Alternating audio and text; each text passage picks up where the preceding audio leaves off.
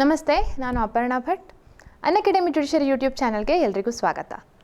ಇವತ್ತು ನಾನು Indian contract act of 1872 ಇದಕ್ಕೆ ಸಂಬಂಧಪಟ್ಟ essentials of a valid contract ಅಂದರೆ ಒಂದು ಕರಾರು ಭಾರತೀಯ ಕರಾರು ಅಧಿನಿಯಮ 1872ನೇ ಇಸ್ವಿಯ ಈ ಒಂದು ಏನು ಕಾನೂನಿದೆ ಅದಕ್ಕೆ ಸಂಬಂಧಪಟ್ಟ ಒಂದು ಈ ಕರಾರಿಗೆ ಸಂಬಂಧಪಟ್ಟ ಎಲ್ಲ essentials of a valid contract. ಒಂದು ಕಾಂಟ್ರಾಕ್ಟ್ ಆಗುವಾಗ ಯಾವ್ಯಾವ ಒಂದು ಕಾಂಪೊನೆಂಟ್ಸ್ ಅಥವಾ ಯಾವ್ಯಾವ ಒಂದು ಎಸೆನ್ಷಿಯಲ್ಸ್ ಬಹಳ ಮುಖ್ಯ ಹೇಳುವಂಥದ್ದನ್ನು ನಾವು ಈ ಸೆಷನ್ನಲ್ಲಿ ನಾವು ನೋಡ್ತಾ ಇರುವಂಥದ್ದು. ಸೊ ಕಾಂಟ್ರಾಕ್ಟ್ ಆ್ಯಕ್ಟಲ್ಲಿ ನಾವು ಏನೇನು ಕಾಣ್ಬೋದು? ಸೊ ಕಾಂಟ್ರಾಕ್ಟ್ ಆ್ಯಕ್ಟಲ್ಲಿ right from beginning the definition ನಾವು ನೋಡ್ತೇವೆ, ಎಲ್ಲೆಲ್ಲಿ ಅಪ್ಲೈ ಆಗುತ್ತೆ, ಇದೆ ಅಪ್ಲಿಕೇಬಿಲಿಟಿ. ಹಾಗೆ ಈ ಕಾಂಟ್ರಾಕ್ಟ್ ಆ್ಯಕ್ಟ್ಗೆ ಸಂಬಂಧಪಟ್ಟ ಎಲ್ಲ principles general. So Indian contract act is a general law. General ಆಗಿ ಸಂಬಂಧಪಟ್ಟ ಎಲ್ಲ ಕಾಂಟ್ರಾಕ್ಟ್ಗಳು, ಈಗ ಹೇಗೆ ಒಂದು ಆಫರ್ ಆಗುತ್ತೆ, ಒಂದು ಎಕ್ಸೆಪ್ಟೆನ್ಸ್, ಪಾರ್ಟೀಸ್ ಹೇಗಿರಬೇಕು ಅಥವಾ ಪಾರ್ಟೀಸ್ ಹೇಗಿದ್ದು ಆ ಒಂದು ಎಸೆನ್ಷಿಯಲ್ಸ್ ಅಂದರೆ ಈಗ ಅನ್ಲಾಫುಲ್ ಆಬ್ಜೆಕ್ಟ್ ಇರಬಾರ್ದು, ಅನ್ಲಾಫುಲ್ ಕನ್ಸಿಡರೇಷನ್ ಇರಬಾರ್ದು, ಎಕ್ಸ್ಪ್ರೆಸ್ಲಿ ಡಿಕ್ಲೇರ್ಡ್ ವಾಯ್ಡ್ ಇರಬಾರ್ದು, ಸರಿಯಾದ ಫಾರ್ಮಾಲಿಟೀಸ್ ಫಾಲೋ ಮಾಡಬೇಕು, ಪರ್ಫಾರ್ಮೆನ್ಸ್ ಆಫ್ ದಿ ಕಾಂಟ್ರಾಕ್ಟ್ ಸರಿ ಇರಬೇಕು. ಸಪೋಸ್ ಆ ಕಾಂಟ್ರಾಕ್ಟ್ ಬ್ರೀಚ್ ಆದರೆ ಏನು ಮಾಡಬೇಕು, ಬ್ರೀಚ್ ಆದರೆ ಹೇಗೆ ರೆಮಿಡೀಸ್ ತೊಗೊಳ್ಬೇಕು. ಸೊ ಇವೆಲ್ಲವುಗಳನ್ನು ಕೂಡ ನಾವು ಸೆಕ್ಷನ್ 1 to ಸೆಕ್ಷನ್ 75 ನಾವು ಕಾಣ್ತೇವೆ. ಅದೇ ರೀತಿಯಲ್ಲಿ ಸೇಲ್ ಆಫ್ ಗೂಡ್ಸ್ ಆ್ಯಕ್ಟ್ ಹಾಗೆ ಇಂಡಿಯನ್ ಪಾರ್ಟ್ನರ್ಶಿಪ್ ಆ್ಯಕ್ಟ್ಗೆ ಸಂಬಂಧಪಟ್ಟ ಪ್ರಿನ್ಸಿಪಲ್ಸು ಮೊದಲು ಇಂಡಿಯನ್ ಕಾಂಟ್ರಾಕ್ಟ್ ಆ್ಯಕ್ಟಲ್ಲಿ ಇತ್ತು. ಆದರೆ ಈಗ ಆ ಪ್ರಿನ್ಸಿಪಲ್ಸನ್ನು ರಿಪೀಲ್ ಆಗಿ ಅದು ಹೊಸದಾಗಿ ಒಂದು ಕಾನೂನೇ ಆಗಿದೆ. Sale of goods act of 1930 ಆಗಿದೆ ಅಥವಾ ಇಂಡಿಯನ್ ಪಾರ್ಟ್ನರ್ಶಿಪ್ ಆ್ಯಕ್ಟ್ ಆಗಿದೆ. ಸೊ ಈ ಎರಡು ವಿಭಾಗಗಳು ಇಂಡಿಯನ್ ಕಾಂಟ್ರಾಕ್ಟ್ ಆ್ಯಕ್ಟಿಂದ ವಿಭಿನ್ನವಾಗಿ ಬೇರೆ ಆ್ಯಕ್ಟ್ ಆಗಿ ಕಾನೂನಾಗಿ ಮಾಡಿದ್ದಾರೆ. ಹಾಗೆ ಈ ಒಂದು ಜನರಲ್ ಪ್ರಿನ್ಸಿಪಲ್ಸ್ ಬಿಟ್ಟು ಕೆಲವೊಂದು 5 ಸ್ಪೆಷಲ್ ವೆರಿ ಇಂಪಾರ್ಟೆಂಟ್ ಕಾಂಟ್ರಾಕ್ಟ್ಸ್ಗಳ ಬಗ್ಗೆ ಕೂಡ ಇಂಡಿಯನ್ ಕಾಂಟ್ರಾಕ್ಟ್ ಆ್ಯಕ್ಟಲ್ಲಿ ನಾವು ಕಾಣ್ಬೋದು. ಅದು ಯಾವುದದು ಅಂದರೆ ಈಗ contract of indemnity, contract of ಬೇಲ್ಮೆಂಟ್ ಇರ್ಬೋದು, ಅಥವಾ ಕಾಂಟ್ರಾಕ್ಟ್ ಆಫ್ ಪ್ಲೆಡ್ಜ್ ಇರ್ಬೋದು, ಅಥವಾ ಕಾಂಟ್ರಾಕ್ಟ್ ಆಫ್ ಏಜೆನ್ಸಿ ಇರ್ಬೋದು, ಅಥವಾ ಕಾಂಟ್ರಾಕ್ಟ್ ಆಫ್ ಗ್ಯಾರಂಟಿ, ಇಂಡೆಮ್ನಿಟಿ. ಇವೆಲ್ಲಗಳು ಕೂಡ ನಾವು ಕಾಣುವಂಥ ಒಂದು special kinds of contracts. So ಹೀಗೆ ಇರುವಾಗ ಇವತ್ತು ನಾವು ಆ ಮೇನ್ ಒಂದು ಕಾಂಟ್ರಾಕ್ಟ್ ಆಗುವಾಗ ಅದಕ್ಕೆ ಸಂಬಂಧಪಟ್ಟ ಯಾವ್ಯಾವ ವಿಷಯಗಳು ಮುಖ್ಯವಾಗ್ತವೆ ಅದನ್ನು ನಾವು ತಿಳ್ಕೊಳ್ಳೋದು ಬಹಳ ಮುಖ್ಯ. ಸೊ ಇವತ್ತಿನ ಟಾಪಿಕ್ ಏನು? Essentials of a valid contract. ನೋಡಿ, ಕಾಂಟ್ರಾಕ್ಟ್ ಅಂದರೆ ಏನು ಅಂತ ಫಸ್ಟ್ ಆಫ್ ಆಲ್ ನಾವು ನೋಡಬೇಕು. ಕಾಂಟ್ರಾಕ್ಟ್ ಆಗಲಿಕ್ಕೆ ನಾವು ಡೆಫಿನೇಷನ್ ನೋಡುವಾಗ it's an agreement which is enforceable by law ಅಂತ ಹೇಳ್ತಾರೆ. ಅಂದರೆ ಯಾವ ಕಾನೂನಿನಲ್ಲಿ ಎನ್ಫೋರ್ಸ್ ಮಾಡಬಹುದು ಅಂಥ ಅಗ್ರಿಮೆಂಟ್ಸ್ಗಳಿಗೆ ಕಾಂಟ್ರಾಕ್ಟ್ ಅಂತ ಕರೆಸ್ಕೊಳ್ಳುವಂಥದ್ದು. ಹಾಗಿದ್ರೆ ಅಗ್ರಿಮೆಂಟ್ಸ್ ಅಂದರೆ ಏನು? ಅಗ್ರಿಮೆಂಟ್ಸ್ ಆಗಲಿಕ್ಕೆ ಏನಿರಬೇಕು? ಸೊ ಅಗ್ರಿಮೆಂಟ್ಸ್ಗೆ ಪ್ರಾಮಿಸ್ ಪ್ಲಸ್ ಕನ್ಸಿಡ್ರೇಷನ್. ಯಾರೋ ಒಂದು ಪ್ರಾಮಿಸ್ ಮಾಡಿರ್ತಾರೆ, ಆ ಪ್ರಾಮಿಸ್ಗೆ ಒಂದು ಕನ್ಸಿಡ್ರೇಷನ್, ಅದಕ್ಕೆ ಒಂದು ರಿಟರ್ನ್ ಅಂತ ಇದ್ದಾಗ ಅದು ಅಗ್ರಿಮೆಂಟ್ ಆಗುತ್ತೆ. ಹಾಗಿದ್ರೆ ಪ್ರಾಮಿಸ್ ಅಂದರೆ ಏನು? ಸೊ ಪ್ರಾಮಿಸ್ ಅಂದರೆ ಒಂದು ಆಫರ್ ಮತ್ತು ಒಂದು ಅಕ್ಸೆಪ್ಟೆನ್ಸ್ ಇರಬೇಕು. ಸೊ ಈ ಎಲ್ಲ ಫಾರ್ಮುಲಾಗಳನ್ನು ನಾವು ತಿಳ್ಕೊಳ್ಳುವಂಥದ್ದು ಬಹಳ ಮುಖ್ಯ ಆಗಿರುತ್ತೆ. ಸೊ ಅದಕ್ಕೋಸ್ಕರ ನೋಡಿ ನಾನು ನಿಮಗೆ ಇಲ್ಲಿ ತಿಳಿಸ್ಕೊಡ್ತೇನೆ.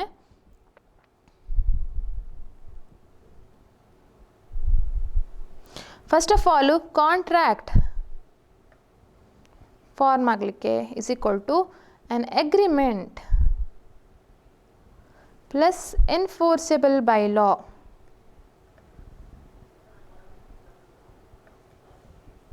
ಹಾಗಿದ್ರೆ ಅಗ್ರಿಮೆಂಟ್ ಅಂದರೆ ಏನು? ಅಗ್ರಿಮೆಂಟ್ ಅಂದರೆ ಫಸ್ಟ್ ಆಫ್ ಆಲ್ ಅದಕ್ಕೆ ಒಂದು ಪ್ರಾಮಿಸ್, ಒಬ್ಬರು ಪ್ರಾಮಿಸ್ ಮಾಡಿರಬೇಕು. ಸುಮ್ಮನೆ ಒಂದು ಗ್ರ್ಯಾಟಿಟ್ಯೂಸ್ ಪ್ರಾಮಿಸ್ ಆದರೆ ಸಾಕಾಗತ್ತಾ? ಇಲ್ಲ, it should not be gratuitous. There should be some consideration, something in return. So consideration ಇರಬೇಕು. ಹಾಗಿದ್ರೆ ಕನ್ಸಿಡ್ರೇಷನ್ ಹೇಳುವಂಥದ್ದು ಏನು ಅದನ್ನು ಕೂಡ ನಾವು ನೋಡ್ತೇವೆ.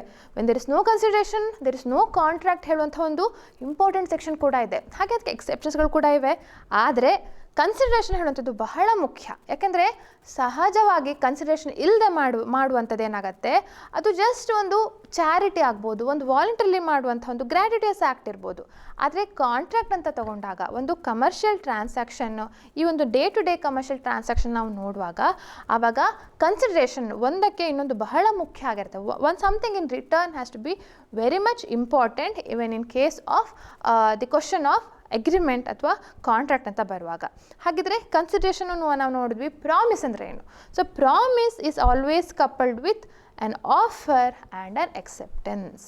ಒಂದು ಆಫರ್ ಇರಬೇಕು, ಹಾಗೆ ಅದಕ್ಕೆ ತಕ್ಕನಾಗಿ ಎಕ್ಸೆಪ್ಟೆನ್ಸ್ ಇರಬೇಕು. ಸೊ ಈ ಒಂದು ಬೇಸಿಕ್ ಆಫರ್ ಆ್ಯಂಡ್ ಎಕ್ಸೆಪ್ಟೆನ್ಸ್ ಅದಕ್ಕೆ ಸಂಬಂಧಪಟ್ಟ ಹಾಗೆ ನಾವು ಹಲವಾರು ರೂಲ್ಗಳನ್ನು ಕಾಣ್ತೇವೆ. ಆಫರ್ ಅಂದರೆ ಏನು, ಎಕ್ಸೆಪ್ಟೆನ್ಸ್ ಅಂದರೆ ಏನು, offer when should it be communicated to the offeree, offer ಈಗ 2 ಪಾರ್ಟೀಸ್ಗಳಿರ್ತಾರೆ, ಆಫರರ್ ಆಫರಿ ಅಂತ. ಹೇಗೆ ಅದು ಕಮ್ಯುನಿಕೇಟ್ ಆಗಬೇಕು, ಯಾವಾಗ ಎಕ್ಸೆಪ್ಟೆನ್ಸ್ ಅಂತ ಆಗತ್ತೆ, ಅಥವಾ ಎಕ್ಸೆಪ್ಟೆನ್ಸ್ ಅಂತ ಆದಾಗ ಎಕ್ಸೆಪ್ಟೆನ್ಸ್ ಹೇಗೆ ಅದನ್ನು ಆಫರರ್ಗೆ ಕಮ್ಯುನಿಕೇಟ್ ಮಾಡಬೇಕು. ಸೊ ಎಕ್ಸೆಪ್ಟ್ ಮಾಡಿಕೊಂಡು ಸುಮ್ಮನೆ ಕೂತ್ಕೊಂಡ್ರೆ ಸಾಕಾಗೋದಿಲ್ಲ. ಯಾವುದಾದ್ರು ಒಂದು ಕಾಂಟ್ರ್ಯಾಕ್ಟ್, ಈಗ ಮಿಸ್ಟರ್ ಎ ಹೇಳುವಂಥವನು ಮಿಸ್ಟರ್ ಬಿಗೆ ನೀನು ಕಾಂಟ್ರ್ಯಾಕ್ಟ್ ಮಾಡ್ಕೊ, ನಾನು ನಿನ್ನ ಜಾಗವನ್ನು ಪರ್ಚೇಸ್ ಮಾಡ್ತೇನೆ ಅಂತ ಹೇಳ್ತಾನೆ ಒಂದು 50 ಲಕ್ಷಕ್ಕೆ. ಸೊ ಈ ಒಂದು ಬಿ ಹೇಳುವಂಥ ವ್ಯಕ್ತಿ ಏನು ಮಾಡ್ತಾನೆ, ಆಯಿತು ನನ್ನ ಜಾಗವನ್ನು ನಾನು ಕೊಡ್ತೇನೆ 50 ಲಕ್ಷ ತೊಗೊಂಡು ಹೇಳುವಂಥ ಎಕ್ಸೆಪ್ಟೆನ್ಸ್ ಕೂಡ ಅವನಿಗೂ ಇರಬೇಕು, ಹಾಗೆ ಅವನು ಅದನ್ನು ಕಮ್ಯುನಿಕೇಟ್ ಕೂಡ ಮಾಡಬೇಕಾಗತ್ತೆ. ಸೊ ಹೀಗೆ ಇರುವಾಗ ಈ ಆಫರ್ ಪ್ಲಸ್ ಎಕ್ಸೆಪ್ಟೆನ್ಸ್ ಹೇಳುವಂಥದ್ದು ಬಹಳ ಮುಖ್ಯ ಪ್ರತಿಯೊಂದು ಈ ಪ್ರಾಮಿಸ್ ಹೇಳುವಂಥ ಹಂತದಲ್ಲಿ ಸಹ. ಹಾಗೆ ಇನ್ನು ನಾವು ನೋಡುವಂಥದ್ದು ನೋಡಿ, ಇಲ್ಲಿ section 10 of the Indian contract act 1872 ಅಲ್ಲಿ ವಾಟ್ ಅಗ್ರಿಮೆಂಟ್ಸ್ ಆರ್ ಕಾಂಟ್ರಾಕ್ಟ್ಸ್, ಯಾವ ತರಹ ಅಗ್ರಿಮೆಂಟ್ಸ್ಗಳನ್ನು ಕಾಂಟ್ರಾಕ್ಟ್ ಅಂತ ಕರೆಸ್ಕೊಳ್ತಾರೆ ಅಂತ ನಾವು ನೋಡುವಂಥದ್ದು. ಇದರಲ್ಲೇ ನಾವು ಹಲವಾರು ವಿಧವಾದ ಒಂದು ಎಸೆನ್ಷಿಯಲ್ಸನ್ನು ನಾವು ಕಾಣುವಂಥದ್ದು. ಯಾವ ಥರ ಅಗ್ರಿಮೆಂಟ್ಸ್ಗಳನ್ನು ಕಾಂಟ್ರಾಕ್ಟ್ಸ್ ಅಂತ ಕರೆಸ್ಕೊಳ್ತದೆ ಅಂತ. So all agreements are contracts. Okay, ನೋಡಿ ಇಲ್ಲಿ ಪ್ರತಿಯೊಂದು ಶಬ್ದಕ್ಕೂ ಅದಕ್ಕೆ ಅದರದ್ದೇ ಆದ ಮಹತ್ವ ಇದೆ.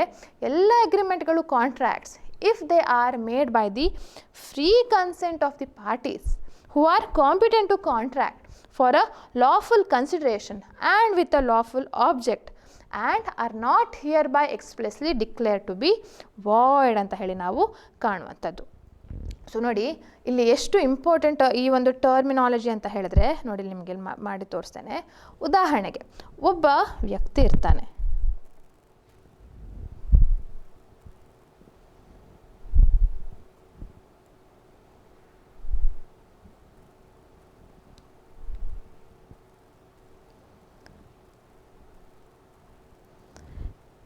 ಎ ಮತ್ತು ಬಿ ಮಧ್ಯೆ ಆಗುವಂತಹ ಒಂದು ಕಾಂಟ್ರಾಕ್ಟ್ ಅಂತ ತಗೊಂಡ್ರೆ,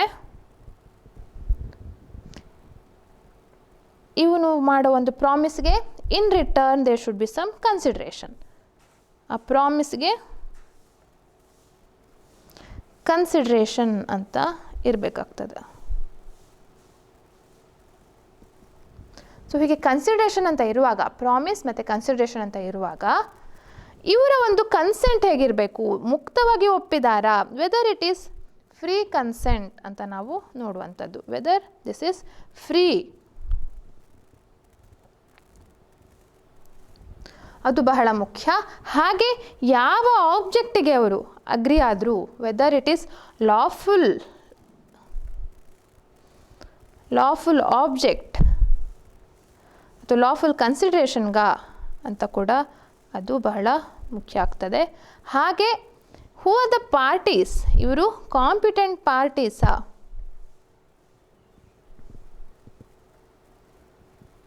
ಹೌದಾ ಅಲ್ವಾ ಅಂತ ಹೇಳುವಂಥದ್ದು ಅದು ಕೂಡ ಕನ್ಸಿಡರ್ ಆಗುತ್ತೆ. ಹಾಗೆ ಈ ಕಾಂಟ್ರಾಕ್ಟ್ ಫುಲ್ಫಿಲ್ ಆಗಿದೆ ಅಂತ ಆದರೆ, suppose is a valid contract, ಇದು ಈ ಥರ ಕಾಂಟ್ರಾಕ್ಟ್ ಮಾಡಬಾರ್ದು ಅಂತ ಬೇರೆ ಎಲ್ಲೂ ಕಾಂಟ್ರಾಕ್ಟಲ್ಲಿ ಹೇಳಿರಬಾರ್ದು. Not expressly declare to be void, declare to be void ಹೇಳುವಂಥದ್ದು. ಹಾಗೆ ಅನ್ಸರ್ಟನ್ ಟರ್ಮ್ಸ್ ಇರಬಾರ್ದು. ಕೆಲವೊಂದು ಟರ್ಮ್ಸ್ ಹೇಳುತ್ತೆ how much ever you want ಹೇಳುವಂಥ ಆ ಥರ ಇರಬಾರ್ದು. ಸರ್ಟನ್ ಟರ್ಮ್ಸನ್ನು ನಾವು ನೋಡುವಂಥದ್ದು. ಸೊ ಟರ್ಮ್ಸ್ ಸರ್ಟನಿಟಿ ಅಂತ ಇರಬೇಕು ಈ ಒಂದು ಕಾಂಟ್ರಾಕ್ಟ್ಗೆ. ಹಾಗೆ ಅದರ ಪರ್ಫಾರ್ಮೆನ್ಸ್ ಕೂಡ ಅಷ್ಟೇ ಮುಖ್ಯ ಆಗುತ್ತೆ. ಈ ಕಾಂಟ್ರಾಕ್ಟ್ ಆದ ನಂತರ ಹೇಗೆ ಪರ್ಫಾರ್ಮೆನ್ಸ್, ಯಾವ ರೀತಿಯಲ್ಲಿ ಪರ್ಫಾರ್ಮೆನ್ಸ್ ಮಾಡಬೇಕು ಅದನ್ನು ಕೂಡ ನಾವು ಕಾಣ್ತೇವೆ.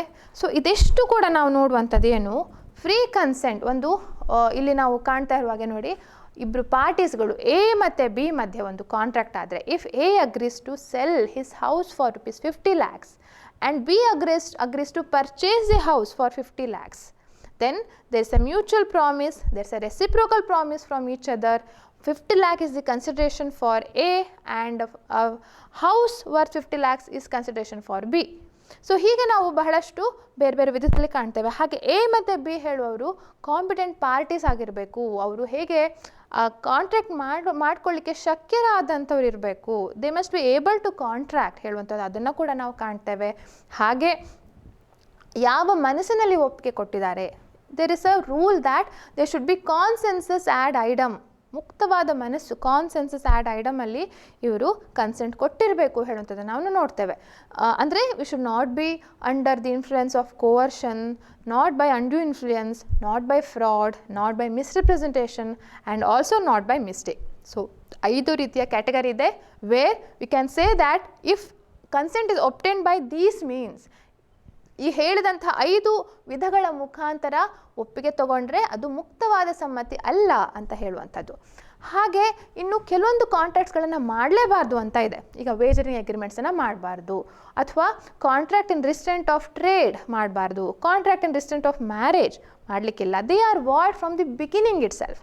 ಸ್ಟಾರ್ಟಿಂಗಿಂದನೇ ಆ ಕಾಂಟ್ರಾಕ್ಟ್ಗಳು ವಾಯ್ಡ್ ಆಗ್ತಾ ಹೋಗ್ತವೆ.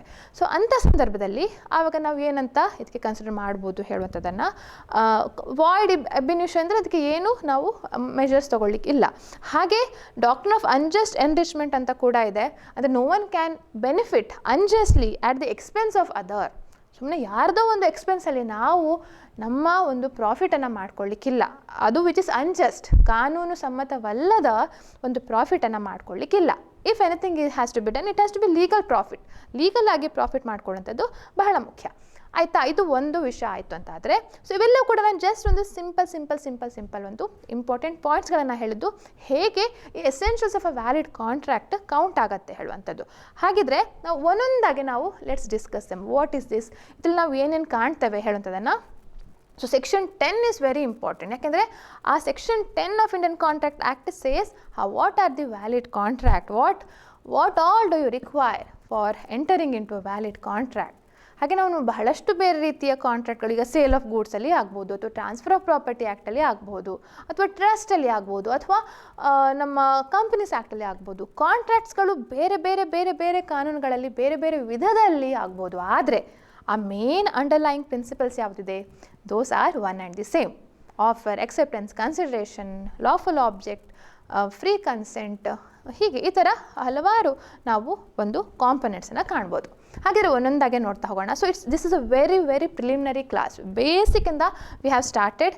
ಈ ಕಾಂಟ್ರಾಕ್ಟ್ ಆ್ಯಕ್ಟ್ ಯಾರ್ಯಾರಿಗೆ ಅಪ್ಲೈ ಆಗೋದಿಲ್ಲ, ಎಲ್ಲ ಒಂದು ವಿಧವಾದ, ಈಗ CA ಇರಲಿ, ಅಂದರೆ ಚಾರ್ಟೆಡ್ ಅಕೌಂಟೆಂಟ್, ಅಥವಾ ಕಂಪ್ನಿ ಸೆಕ್ರೆಟರಿ ಅವರಿಗಿರಲಿ, ಅಥವಾ CMA ಕೋರ್ಸ್ ಮಾಡ್ತಾ ಇರೋರಿಗಿರಲಿ, ಅಥವಾ ನೀವು LLB ಎಂಟ್ರೆನ್ಸ್ ಇರಲಿ, ಅಥವಾ LLM ಎಂಟ್ರೆನ್ಸ್ ಇರಲಿ, ಅಥವಾ ಆಲ್ ಇಂಡಿಯಾ ಬಾರ್ ಎಕ್ಸಾಮ್ ಇರಲಿ, ಅಥವಾ ಜುಡಿಷಿಯಲ್ ಎಕ್ಸಾಮ್ಸ್ ಇರಲಿ. ಸೊ ಎಲ್ಲ ರೀತಿಯ ಒಂದು ಕಾಂಪಿಟೇಟಿವ್ ಎಕ್ಸಾಮ್ಸ್ ಪ್ಲಸ್ ಎಂಟ್ರೆನ್ಸ್ ಎಕ್ಸಾಮ್ಸ್ಗೆ ಬಹಳ ಮುಖ್ಯವಾಗಿರುವಂಥದ್ದು ಕಾಂಟ್ರಾಕ್ಟ್ ಆ್ಯಕ್ಟ್. ಆ ಒಂದು ಬೇಸಿಕ್ ಫೌಂಡೇಶನ್ನ ನೀವು ವೆರಿ ಸ್ಟ್ರಾಂಗ್ ಅಂತ ಮಾಡಿಕೊಂಡ್ರೆ at any time, if you are well versed with illustrations, ಈ ಎಲ್ಲ ಇಲ್ಲಿಸ್ಟ್ರೇಷನ್ಸು ಅಥವಾ ಅದಕ್ಕೆ ಸಂಬಂಧಪಟ್ಟ ಕೇಸ್ ಲಾಸ್ಗಳನ್ನು ನಾವು ತಿಳ್ಕೊಂಡ್ರೆ, then it's a very very easy subject. and other subjects also, ಈಗ ಸ್ಪೆಸಿಫಿಕ್ ಪರ್ಫಾರ್ಮೆನ್ಸ್ ಆಫ್ ಕಾಂಟ್ರಾಕ್ಟ್ ಹೇಳುವಂಥದ್ದು ಕೋಡ್ ಆಫ್ ಸಿವಿಲ್ ಪ್ರೊಸೀಜರ್ ಜೊತೆ ನಾವು ಓದುವಂಥದ್ದು, ಅದೊಂದು ಆ್ಯಕ್ಟ್ ಇದೆ, ಸ್ಪೆಸಿಫಿಕ್ ರಿಲೀಫ್ ಆ್ಯಕ್ಟ್ ಅಂತ. ಆ ಸ್ಪೆಸಿಫಿಕ್ ರಿಲೀಫ್ ಆ್ಯಕ್ಟಲ್ಲಿ one of the method of obtaining relief, ಯಾಕೆಂದರೆ ಬೇರೆ ಬೇರೆ ತರಹ ನಾವು ಸ್ಪೆಸಿಫಿಕ್ ರಿಲೀಫ್ಸನ್ನು ನೋಡ್ಬೋದು. ಒಂದು ರಿಕವರಿ ಆಫ್ ಪೊಸೆಷನ್ ಇರ್ಬೋದು, ಅಥವಾ ಇನ್ನೊಂದು ಕಾಂಟ್ರಾಕ್ಟ್ ಆ್ಯಕ್ಟನ್ನು, ಅಂದರೆ ಕಾಂಟ್ರಾಕ್ಟನ್ನು ಹೇಗೆ ಸ್ಪೆಸಿಫಿಕ್ ಪರ್ಫಾರ್ಮೆನ್ಸ್ ಮಾಡ್ತಾರೆ ಹೇಳುವಂಥದ್ದು ಇರ್ಬೋದು, ಅಥವಾ ಇನ್ನೊಂದು ಇಂಜಂಕ್ಷನ್ ತೊಗೊಳ್ಳುವಂಥದ್ದು ಇರ್ಬೋದು, ಅಥವಾ ಇನ್ನೊಂದು ಕ್ಯಾನ್ಸಲೇಷನ್ ಆಫ್ ಇನ್ಸ್ಟ್ರೂಮೆಂಟ್ ಇರ್ಬೋದು, ಅಥವಾ ಇನ್ನೊಂದು ರಿಸೆಷನ್ ಆಫ್ ಇನ್ಸ್ಟ್ರೂಮೆಂಟ್ ಇರ್ಬೋದು.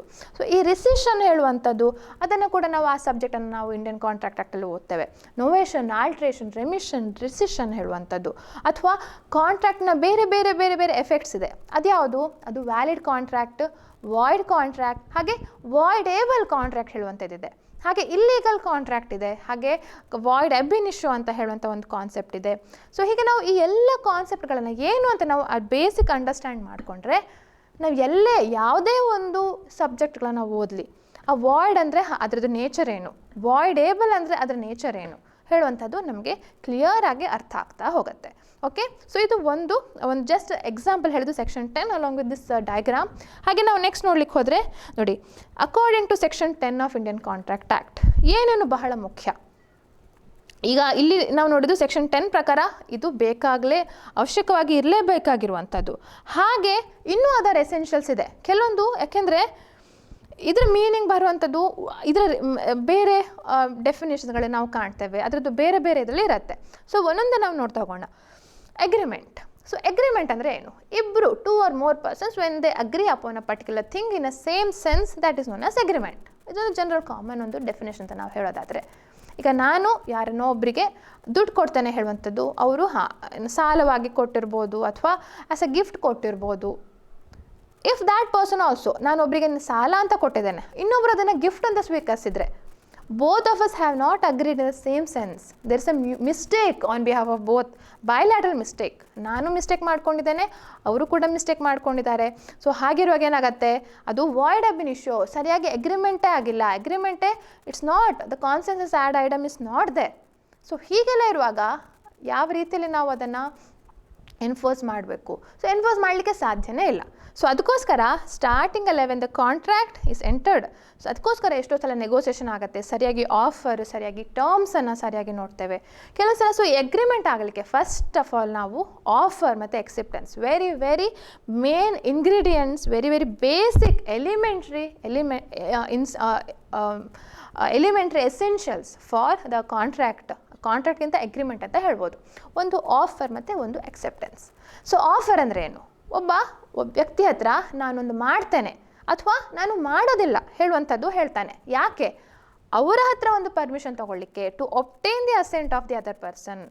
When a person denotes his I will do something or I want to do something, to do or to abstain from doing ಅಂತ ಹೇಳುವಂಥದ್ದು ಆ ಡೆಫಿನೇಷನ್ ನಾವು ಕಾಣ್ಬೋದು. ನಾನು ಇದನ್ನು ಮಾಡ್ತೇನೆ ಅಥವಾ ಮಾಡೋದಿಲ್ಲ ಹೇಳುವಂಥದ್ದನ್ನು. ಆದರೆ ಅದನ್ನು ಯಾಕೆ ಹೇಳ್ತಾನೆ? ಸುಮ್ಮನೆ ಈಗ ಕೆಲವೊಂದು ಸಲ ಈಗ ನಾನು ಹೇಳ್ಬೋದು, ನನಗೆ ಎಕ್ಸಾಮ್ ಇದೆ, ನಾನು ಓದ್ತೇನೆ, ಸೊ ಓದಿ ಅಂತ ಹೇಳ್ತಾರೆ. So this is not an offer. ಆದರೆ ನಾನು ಓದ್ತೇನೆ, ನನಗೆ ಬುಕ್ಸ್ ಕೊಡಿ, ಅಲ್ಲಿ ಪರ್ಚೇಸ್ ಇಟ್ ಅಂತ ನಾನು ಇನ್ನೊಬ್ಬರಿಗೆ ಕನ್ವೆ ಮಾಡಿದರೆ, ಸೊ ಇನ್ನೊಬ್ಬರು ಏನು, he has to sell me the books, ಆ ಬುಕ್ಕನ್ನು ಸೇಲ್ ಮಾಡಬೇಕು. So that is a kind of acceptance what he has done. ಅದನ್ನು ನನಗೆ ಕನ್ವೆ ಮಾಡಿದ್ರೆ then offer and acceptance gets crystallized. ಅದು ಕ್ರಿಸ್ಟಲೈಸ್ ಆಗಿ ಇದು ಒಂದು ಅಗ್ರಿಮೆಂಟ್ ಅಂತ ಆಗುತ್ತೆ. ಸೊ ಅದನ್ನು ಎನ್ಫೋರ್ಸಿಬಲ್ ಬೈ ಲಾ ಮಾಡ್ಬೋದಾ? ಸಪೋಸ್ ಆ ಬುಕ್ ಬ್ಯಾನ್ ಆಗಿದೆ, it is something illegal. Of course offer is there, of course acceptance is there, but that is not enforceable by law because the book is already banned. ಆವಾಗ it is an agreement but it's not a contract. ಅದಕ್ಕೆ ಹೇಳೋದು all contracts are agreements but all agreements are not contract. ಇದು ಕೂಡ ಒಂದು basic ಒಂದು ನಾವು ಯಾವಾಗಲೂ ಕಾಣುವಂಥದ್ದು. all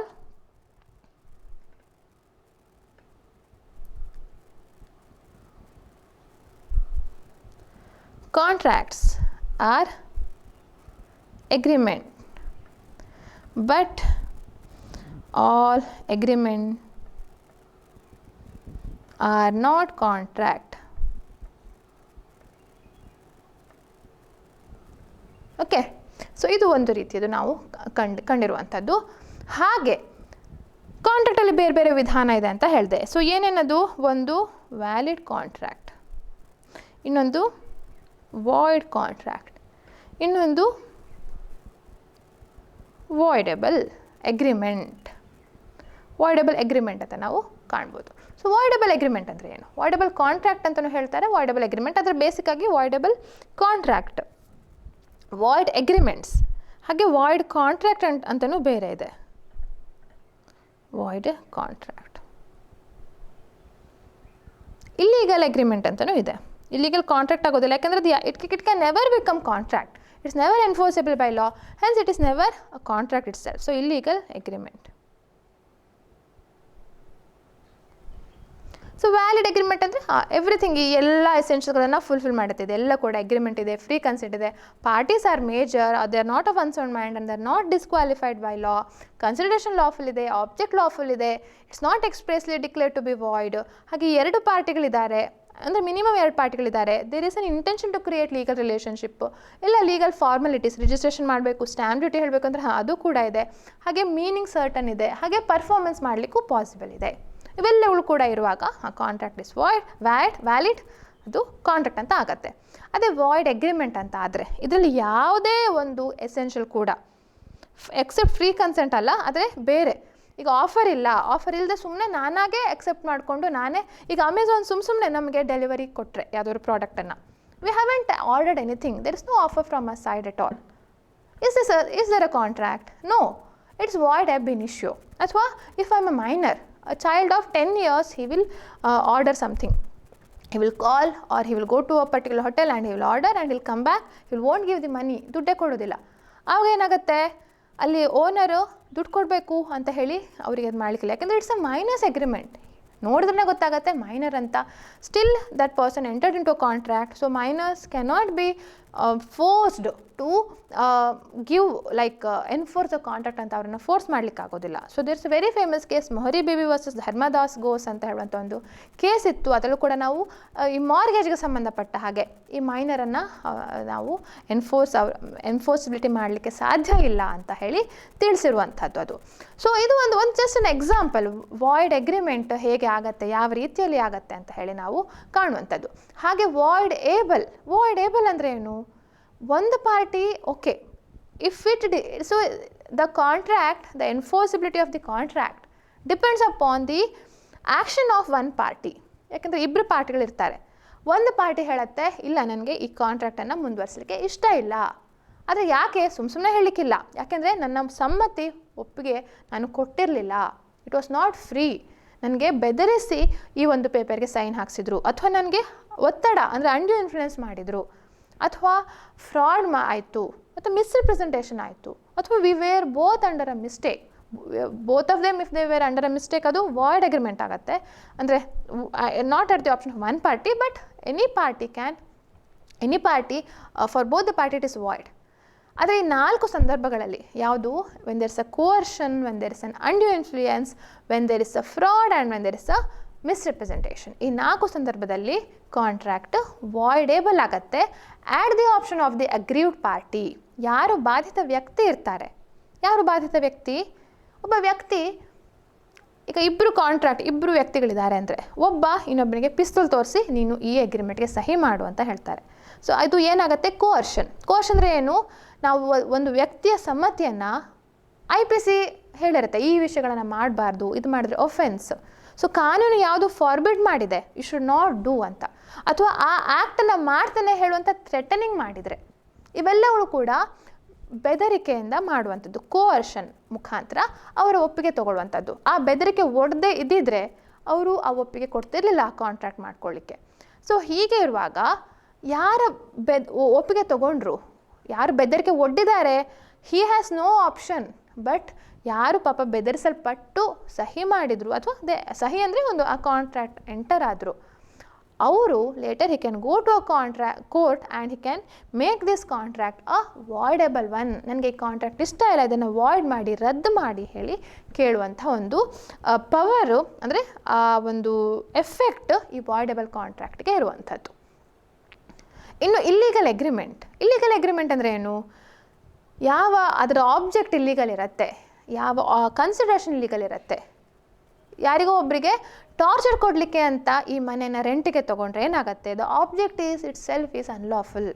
ಅಥವಾ ನಾನು ಆ ಒಂದು ಸ್ಮಗಲ್ ಮಾಡಿರುವಂಥ ಹಣವನ್ನು ಯಾವುದೋ ಒಂದು ಮನೆ ಖರೀದಿ ಮಾಡಲಿಕ್ಕೆ ತೊಗೊಂಡ್ರೆ, ಅಥವಾ ಬ್ಲ್ಯಾಕ್ ಮನಿನ ಉಪಯೋಗಿಸಿ ಒಂದು ಮನೆ ಖರೀದಿ ಮಾಡಲಿಕ್ಕೆ ತೊಗೊಂಡ್ರೆ, the consideration is unlawful. So ಇದೆಲ್ಲವೂ ಕೂಡ ಏನು? Unlawful object and unlawful consideration. ಅಂಥ ಕಾಂಟ್ರಾಕ್ಟ್ಗಳು ಇಲ್ಲಿಗಲ್ ಆಗುತ್ತೆ. It is illegal. ಕಾಂಟ್ರಾಕ್ಟ್ ಅಂತ ಆಗೋದೇ ಇಲ್ಲ. It's not at all enforceable by law, but it is forbidden by law. ಅದನ್ನು ನಿಷೇಧ ಹೇರಿದೆ, ಈ ಥರ ವಿಷಯಗಳನ್ನು ಮಾಡಬಾರ್ದು ಅಂತ. Hence it becomes illegal. ಹಾಗೆ if permitted it would defeat the provisions of law. ಆ ಒಂದು ಕಾಂಟ್ರಾಕ್ಟನ್ನು ಪರ್ಫಾರ್ಮ್ ಆಗಲಿಕ್ಕೆ ಬಿಟ್ಟರೆ ಏನು ಉಳಿದ ಕಾನೂನಿವೆ ಆ ಕಾನೂನು ಇದ್ದು ಉಪಯೋಗ ಇಲ್ಲದಿರುವಾಗತ್ತೆ. It would defeat the provisions of law ಅಂತ ನಾವು ಕಾಣ್ಬೋದು. ಸೊ ಇನ್ನೂ ಹಲವಾರು ಅಗೇನ್ಸ್ಟ್ ಪಬ್ಲಿಕ್ ಪಾಲಿಸಿ ಅಥವಾ ಹಲವಾರು ಬೇರೆಯ ಒಂದು ಆಪ್ಷನನ್ನು ನಾವು ಕಾಣ್ಬೋದು.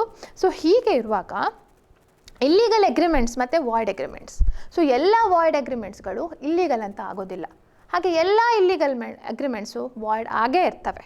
ಸೊ ನಾವು ಹೇಗೆ all contracts are agreement but all agreements are not contract ಅಂತ ನಾವು ಹೇಗೆ ನೋಡಿದ್ವಿ, ಅದೇ ರೀತಿಯಲ್ಲಿ ಇಲ್ಲೂ ಕೂಡ all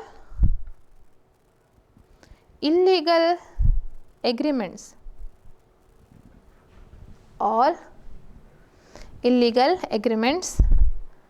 are void, but all void agreements are not illegal. ಯಾಕಂದರೆ ಒಬ್ಬ ಮೈನರ್ ಮಾಡುವಂಥ ಕಾಂಟ್ರಾಕ್ಟ್ ಅದು ವಾಯ್ಡ್ ಆಗುತ್ತೆ, ಎನ್ಫೋರ್ಸಬಲ್ ಇಲ್ಲ. ಹಾಗಂತ ಅದು ಮೋಸ ಅಂತ ಅಲ್ಲ, ಇಲ್ಲೀಗಲ್ ಅಂತ ಅಲ್ಲ. ಅಥವಾ ಯಾರೋ ಒಬ್ಬ ವ್ಯಕ್ತಿ ಒಂದು ಅವರ fraud of course it is illegal, but ಒಪ್ಪಿಗೆ ತೊಗೊಂಡಿರುವಂಥದ್ದು ಅದು ವಾಯ್ಡಬಲ್ ಮಾಡ್ಬೋದು. ಆದರೆ ಈಗ ಉದಾಹರಣೆಗೆ ಆಫರ್ ಇಲ್ಲದೆ ಇರುವಂಥ ಏನಾದರೂ ಅಗ್ರಿಮೆಂಟ್ ಇದ್ದರೆ ಅಥವಾ ಆಫರ್ ಕಮ್ಯುನಿಕೇಟ್ ಆಗಿರದೇ ಇದ್ದರೆ it is only void because there is no consensus ad idem. ಹಾಗಂತ ಅದು ಇಲ್ಲೀಗಲ್ ಆಗೋದಿಲ್ಲ. So we have to know the difference between what is void agreement and what is illegal agreement. So ಎಲ್ಲ void ಅಗ್ರಿಮೆಂಟ್ಗಳು illegal ಆಗೋದಿಲ್ಲ. ಆದರೆ illegal ಅಗ್ರಿಮೆಂಟ್ಗಳಲ್ಲಿ ಏನಿರುತ್ತೆ ಅದು it's not enforceable from the beginning itself, it is void ab initio. ಹಾಗೆ ಇನ್ನೊಂದು collateral agreements ಏನಂತ ಇರುತ್ತೆ, ಒಂದು ಮೇನ್ ಒಂದು ಯಾರೋ ಒಬ್ಬರಿಗೆ ಹೊಡಿಬೇಕು, ಸುಪಾರಿ ಕೊಡ್ತಾನೆ ನೀವು ಸಾಯಿಸಬೇಕು ಅಂತ. ಆ ಸುಪಾರಿ ಕೊಡುವ ಹಣ ಏನಿರುತ್ತೆ ಅದು ಸಾಲ ಮಾಡಿ. ಸೊ 2 ಟ್ರಾನ್ಸಾಕ್ಷನ್ ಇದೆ. ಒಂದು ಸಾಲದ ಟ್ರಾನ್ಸಾಕ್ಷನ್ನು, ಆ ಸಾಲ ಯಾಕೆ ಮಾಡಿರ್ತಾನೆ ಇನ್ನೊಬ್ಬರಿಗೆ ಸುಪಾರಿ ಕೊಡಬೇಕು ಅಂತ.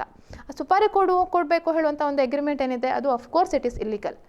ಆ ಇಲ್ಲಿಗಲ್ ಅಗ್ರಿಮೆಂಟ್ ಜೊತೆ ಯಾವ್ಯಾವ ಟ್ರಾನ್ಸಾಕ್ಷನ್ಸ್ ಇದೆ, ಕೊಲ್ಯಾಟ್ರಲ್ ಟ್ರಾನ್ಸಾಕ್ಷನ್ಸ್ ಅಂತ ಹೇಳ್ತಾರೆ. ಓಕೆ, ಆ ಕೊಲ್ಯಾಟ್ರಲ್ ಟ್ರಾನ್ಸಾಕ್ಷನ್ಸ್ ಕೂಡ ಅದು ಕೂಡ ಏನಾಗುತ್ತೆ, ವಾಯ್ಡ್ ಆಗುತ್ತೆ. It cannot be ಎನ್ಫೋರ್ಸೇಬಲ್.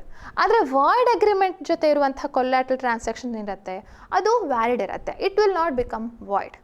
So please know the difference between void agreements and illegal agreements. Okay, ಇದು ಒಂದು ರೀತಿಯ ಒಂದು ಎಕ್ಸಾಂಪಲ್ ನಾವು ನೋಡೋದಾದರೆ. Just I wanted to discuss regarding the enforceability of the contract, like based on validity, the void or voidableness of a contract. ಹಾಗೆ ಇಲ್ಲಿಗ್ಯಾಲಿಟಿ ಕೂಡ. Okay, ನಾವು ಇಷ್ಟು ನೋಡಿದ್ವಿ. ಆಫರ್ ಮತ್ತು ಅಕ್ಸೆಪ್ಟೆನ್ಸ್ ಬಗ್ಗೆ ಹೇಳ್ತಾ ಇದ್ವಿ. ಸೊ ಆಫರ್ ಹಾಗೆ ಇನ್ವಿಟೇಷನ್ ಟು ಆಫರ್. ಸೊ ಬಹಳ ಕ್ವಶನ್ಸ್ಗಳು ಈ ಒಂದು ಕ್ವಶನ್ ಮೇಲೆ ಬರುತ್ತೆ. What is an invitation to offer? ಈಗ ಒಂದು ಮಾಲಲ್ಲಿ ಹಲವಾರು ಗೂಡ್ಸನ್ನು ಡಿಸ್ಪ್ಲೇ ಮಾಡಿರ್ತಾರೆ. ಆ ಡಿಸ್ಪ್ಲೇ ಮಾಡಿರುವಾಗ ಆ ಗೂಡ್ಸನ್ನು ನೀವು ಹೋಗಿ ನಾನು ಈ ಅಕ್ಸೆಪ್ಟ್ ಮಾಡ್ತಿದ್ದೇನೆ, ನೀವು ಹೇಗೂ ಆಫರ್ ಮಾಡ್ತಿದ್ದೀರಿ ಈ ಒಂದು ಗೂಡ್ಸನ್ನು ಪರ್ಚೇಸ್ ಮಾಡಲಿಕ್ಕೆ along with price tag. So I will accept it, please give me the goods ಅಂತ ಹೇಳಿ ನೀವು ಕೇಳಿ. ಒಂದು ವೇಳೆ ಆ ಶಾಪ್ಕೀಪರ್ ಹಿ ಡಿನೈಸ್, ಇಲ್ಲ ನಾನು ಕೊಡೋದಿಲ್ಲ, this is not for sale ಅಂತ ಹೇಳಿದರೆ ಆವಾಗ ನೀವು ಕಾಂಟ್ರಾಕ್ಟ್ ಬ್ರೀಚ್ ಆಯಿತು ಅಂತ ಹೇಳ್ಬೋದಾ? ಯಾಕಂದರೆ ವೈ ಡಿಡ್ ಹಿ ಡಿಸ್ಪ್ಲೇ, ಅದನ್ನು ಯಾಕೆ ಡಿಸ್ಪ್ಲೇ ಮಾಡಿದರು? ಇಫ್ ಹಿ ವುಡಂಟ್, ನಾನು ಅಕ್ಸೆಪ್ಟ್ ಮಾಡಿದ್ದೇನೆ, ಅವ್ರದ್ದು ಕೂಡ ಆಫರ್ ಇದೆ, ಯಾಕೆ ಹಾಗಿದ್ರೆ ಕಾಂಟ್ರಾಕ್ಟನ್ನು ಎನ್ಫೋರ್ಸ್ ಮಾಡಲಿಕ್ಕೆ ಆಗೋದಿಲ್ಲ ಅಂತ ಕೇಳಲಿಕ್ಕೆ ಹೋದರೆ there is a vast difference between offer and invitation to offer. Displaying it on goods, displaying the goods in a mall or any timetable displayed by railways or ಅಥವಾ ಯಾವುದಾದ್ರು ನೋಟಿಫಿಕೇಶನ್ ಕೊಡ್ತಾರೆ ಅಪ್ಲೈ ಮಾಡಿ ಅಂತ ಹೇಳಿ, ಇವೆಲ್ಲವುಗಳು ಕೂಡ ಏನಾಗುತ್ತೆ, these are the examples for invitation to offer. ಅಂದರೆ ನಮ್ಮನ್ನು ಇನ್ವೈಟ್ ಮಾಡ್ತಿದ್ದಾರೆ, ಆಫರ್ ಮಾಡಿ ನೀವು ಅಂತ. ಸೊ ನಾವು ಆಕ್ಸೆಪ್ಟ್ ಮಾಡೋದಲ್ಲ, ನಾವು ಹೋಗಿ ಆಫರ್ ಮಾಡಬೇಕು, are you willing to sell your goods ಅಂತ ಹೇಳಿ. ಸೊ ಆವಾಗ acceptance comes from their side, they have to accept. So ಇಲ್ಲಿ ನಾವು 3 ಸ್ಟೆಪ್ಸ್ ಕಾಣ್ಬೋದು. ಉಳಿದಿದ್ರಲ್ಲಿ ಏನಾಗುತ್ತೆ, ಆಫರ್ ಮತ್ತು ಅಕ್ಸೆಪ್ಟೆನ್ಸ್ ಇರುತ್ತೆ. ಅಥವಾ ಇನ್ವಿಟೇಷನ್ ಟು ಆಫರ್ ಇರುವಾಗ they are inviting us to offer and we are offering and again they are accepting. So this is a 3-step process. So ಅದಕ್ಕೋಸ್ಕರ invitation to offer is not an offer. So invitation to offer ಇದೆ ಅಂದ್ಕೊಳ್ಳೆ ಅಲ್ಲಿ offer ಆಯಿತು ಅಂತ ಹೇಳಿ ನಾವು ತಿಳ್ಕೊಳ್ಳಿಕ್ಕೆ ಸಾಧ್ಯ ಇಲ್ಲ. ಇದು ಒಂದು ರೀತಿ ನಾವು ನೋಡಿರುವಂಥದ್ದು. ಹಾಗೆ ಇನ್ನು ನಾವು ನೋಡಲಿಕ್ಕೆ ಹೋದರೆ offer should be communicated to the offeree ಅಂತ ಹೇಳಿ ನಾವು ಕಾಣ್ತೇವೆ. ಯಾವಾಗಲೂ ಆಫರ್ ಆಗಿದೆ, ನಾನು ಯಾರೋ ಕಳೆದು ಹೋದರು, ಅವ್ರನ್ನ ಹುಡ್ಕೊಳ್ಳಿಕ್ಕೆ ನಿಮಗೆ 1000 ರೂಪಾಯಿ ಕೊಡ್ತೇನೆ ಹೇಳುವಂಥ ಒಂದು ರಿವಾರ್ಡ್ ಘೋಷಣೆ ಮಾಡಿದ್ದೇನೆ. ಸೊ ಇದು famous case Lalman Shukla versus Gauri Datt case ಇದು ಮಾಡಿದ್ದೇನೆ. ಸೊ ಅಂಥ ಸಂದರ್ಭದಲ್ಲಿ ಏನಾಗುತ್ತೆ, ಆಫರ್ ಕಮ್ಯುನಿಕೇಟ್ ಆಗಲೇ ಇಲ್ಲ. ಆಫರ್ ಕಮ್ಯುನಿಕೇಟ್ ಆಗದೇ ಇರುವಾಗ ಏನಾಗುತ್ತೆ, ಅವರು ಅಫ್ಕೋರ್ಸ್ ಆಫರ್ ಗೊತ್ತಿಲ್ಲದೆ out of his own will, out of his own volition ಅವನು ಆ ಮಗುನ ಹುಡ್ಕೊಂಡು ಬಂದಿರ್ಬೋದು. ಆಮೇಲೆ ಗೊತ್ತಾಗಿ ರಿವಾರ್ಡ್ ಕೊಟ್ಟಿದ್ದಾರೆ ಅಂತ ಹೇಳಿ ಕೇಳಲಿಕ್ಕೆ ಹೋದರೆ ಆಫರ್ ಕಮ್ಯುನಿಕೇಟೇ ಆಗಲಿಲ್ಲ. Then where is a contract between them, where is an agreement. So based on these principles ಅದು ಪ್ರೈಸ್ ಅವ್ರಿಗೆ ಸಿಗಬೇಕೋ ಬೇಡೋ ದ್ಯಾಟ್ಸ್ ಅ ಡಿಫ್ರೆಂಟ್ ಥಿಂಗ್. ಆದರೆ whether the prize should be available based on the contract, ಅವರಿಬ್ಬರ ಮಧ್ಯೆ ಆಗಿರುವಂತಹ contract ಮುಖಾಂತರ ಏನಾದರೂ ಅವಾರ್ಡ್ ಸಿಗಬೇಕಾ, then no, that reward is not available to him because there is no valid contract, because there is no offer communicated to the offeree only ಹೇಳುವಂಥ ಒಂದು common ರೂಲನ್ನು ನಾವು ಕಾಣ್ಬೋದು. Okay, this is some.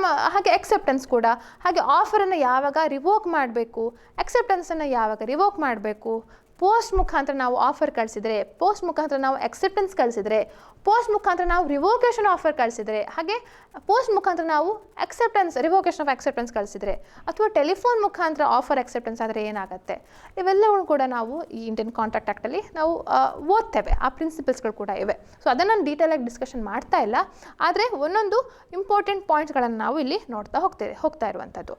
So ಒಂದು agreement ಆಯಿತು. ಹಾಗೆ ಈ consideration ಹೇಳುವಂಥದ್ದು ನಾವು ಬಹಳಷ್ಟು ಸಲ ನೋಡಿದ್ದೇವೆ. ಸೊ ನೋಡಿ, ಲಾಫುಲ್ ಕನ್ಸಿಡ್ರೇಷನ್, ಇದರಲ್ಲಿ 2 ಪಾಯಿಂಟ್ಸ್ ಇದೆ. ಒಂದು consideration. What's a consideration?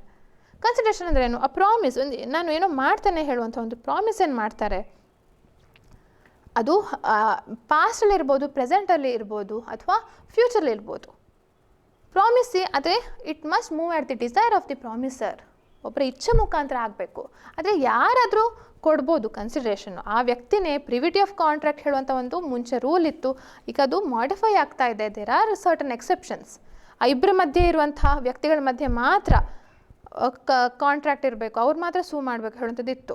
So stranger to consideration may sue, but stranger to contract may not sue ಅಂತ ಹೇಳುವಂಥದ್ದು ಈ ಎಲ್ಲ ಪ್ರಿನ್ಸಿಪಲ್ಸ್ ಕೂಡ ನಾವು ಕಾಣ್ತೇವೆ. ಹಾಗೆ ಈ ಕನ್ಸಿಡ್ರೇಷನ್ ಇಲ್ದಿದ್ರೆ ಕಾಂಟ್ರಾಕ್ಟ್ ಆಗಲಿಕ್ಕೆ ಸಾಧ್ಯನೇ ಇಲ್ಲ ಹೇಳುವಂಥದ್ದು. ನೋಡಿ, ದೇರ್ಸ್ ಎ ಡಿಫ್ರೆನ್ಸ್. ಓಕೆ, ಕನ್ಸಿಡ್ರೇಷನ್ನೇ ಇಲ್ಲ ಹೇಳುವಂಥದ್ದಕ್ಕೆ ಒಂದು ಬೇರೆ ಒಂದು ಅರ್ಥ ಇದೆ. ಹಾಗೆ ಕನ್ಸಿಡ್ರೇಷನ್ ಇದ್ದು ಅದು ಅನ್ಲಾಫುಲ್ ಆಗಿದೆ ಹೇಳುವಂಥದ್ದು, ಅದು ಬಹಳ ವ್ಯತ್ಯಾಸ ಇದೆ. ಸೊ ಇಲ್ಲೂ ಕೂಡ ನಾವು there is no consideration, there is a different effect, and when there is a lawful or unlawful consideration, again there is a different effect. Of course it is void. ಆದರೆ ಕನ್ಸಿಡ್ರೇಷನ್ ಇಲ್ಲದೆ ಇರುವಾಗ ಕೆಲವೊಂದು ಎಕ್ಸೆಪ್ಷನ್ಸ್ಗಳಿವೆ. ಈಗ out of natural love and affection near ರಿಲೇಟಿವ್ಸಿಗೆ ರೈಟಿಂಗಲ್ಲಿ ಕೊಡುವಂಥ ಯಾವುದಾದ್ರು ಈಗ ಗಿಫ್ಟ್ ಕೆಲವೊಂದೆಲ್ಲ ಏನಿರುತ್ತೆ, ಅಥವಾ ಏನಾದರೂ ಟ್ರಾನ್ಸ್ಫರ್ ಮಾಡಿರ್ತಾರೆ, ಅಂಥ ಒಂದು ಟ್ರಾನ್ಸ್ಫರ್ಸ್ಗಳು, ಅಂಥ ಅಗ್ರಿಮೆಂಟ್ಸ್ಗಳು ಕೂಡ ವ್ಯಾಲಿಡ್ ಆಗ್ತವೆ. ಆಫ್ಕೋರ್ಸ್ ಕನ್ಸಿಡ್ರೇಷನ್ ಇಲ್ಲ, ನಾನು ನನ್ನ ಮಕ್ಕಳಿಗೆ ಒಂದು ಅಗ್ರಿಮೆಂಟಲ್ಲಿ I give them out of love and affection, ಅಂಥ ಸಂದರ್ಭದಲ್ಲಿ ಏನಾಗುತ್ತೆ, although there is no consideration, it is a valid contract because it's covered under section 25. ಹಾಗೆ ಕೆಲವೊಂದು ಎಕ್ಸೆಪ್ಷನ್ಸ್ಗಳು ಕೊಟ್ಟಿದ್ದಾರೆ, ಅದನ್ನು ನಾವು ನೋಡಬೇಕು. ಹಾಗೆ ಕೆಲವೊಂದು ಕನ್ಸಿಡ್ರೇಷನ್ ಇದೆ, ಇದಕ್ಕೆ ನಾನು 50,000 ಕೊಡ್ತೇನೆ ಅಂತ ಹೇಳ್ತಾರೆ. ಆ 50,000 ಎಲ್ಲಿಂದ ಬಂದಿದ್ದು? It could be a black money, or it could be some currency which is not at all accepted, like crypto currency, ಆ ಥರ ಎಲ್ಲ. ಅಥವಾ ಕೆಲವೊಂದು ಕದ್ದ ಹಣದಿಂದ ನೀವು ಕೊಡ್ತೇನೆ ಅಂತ ಹೇಳ್ತೇನೆ. ಸೊ ಇದೆಲ್ಲವೂ ಕೂಡ unlawful, which is forbidden by ಲಾ. ಹಾಗೆ ಲಾಫುಲ್ ಆಬ್ಜೆಕ್ಟ್ ಏನು? ಪರ್ಪಸ್ ಇದೆ. ಯಾವುದಾದ್ರು ಒಂದು ಅಗ್ರಿಮೆಂಟ್ ಮಾಡುವಾಗ ಈ ಒಂದು ಪರ್ಪಸ್ಸಿಗೆ ಒಂದು ಕಾಂಟ್ರಾಕ್ಟ್ ಆಗತ್ತೆ ಹೇಳುವಂಥ ಒಂದು ಪರ್ಪಸ್ ನಾವು ಕಾಣ್ತೇವೆ. ಸೊ ಆ ಪರ್ಪಸ್ ಏನು ಅಂತ ನಾವು ನೋಡ್ಲಿಕ್ಕೆ ಹೋದರೆ, ಈಗ ಒಂದು ವೇರ್ ಹೌಸ್ ತೊಗೊಳ್ತೇವೆ. ಆ ವೇರ್ ಹೌಸ್ ತೊಗೊಳ್ಲಿಕ್ಕೆ ಒಂದು ಸ್ಮಗಲ್ಡ್ ಗೂಡ್ಸನ್ನು ಇಡಲಿಕ್ಕೆ ತೊಗೊಳ್ತೀವಿ ಅಂತ ಹೇಳಾದರೆ, ಆಫ್ಕೋರ್ಸ್ ಆ ರೆಂಟೆಡ್ ಹೌಸು 5,000 ಬಾಡಿಗೆ, ಎಲ್ಲ ಆಫರ್, ಎಕ್ಸೆಪ್ಟೆನ್ಸ್, ಕನ್ಸಿಡರೇಷನ್ ಎಲ್ಲ ಇದೆ. ಆದರೆ ಪರ್ಪಸ್ ಏನು? To store smuggled goods. Again, it is not a valid contract. Again, it is unlawful because the object is unlawful. So, ಇದೆಲ್ಲವೂ ಕೂಡ ಏನಾಗುತ್ತೆ, ಆ ಕಾಂಟ್ರಾಕ್ಟ್ ವೆರಿ ಬೇಸಿಕನ್ನೇ ಇಟ್ ಬಿಕಮ್ಸ್ ವಾಯ್ಡ್ ಎಬ್ ಇನಿಷಿಯೋ.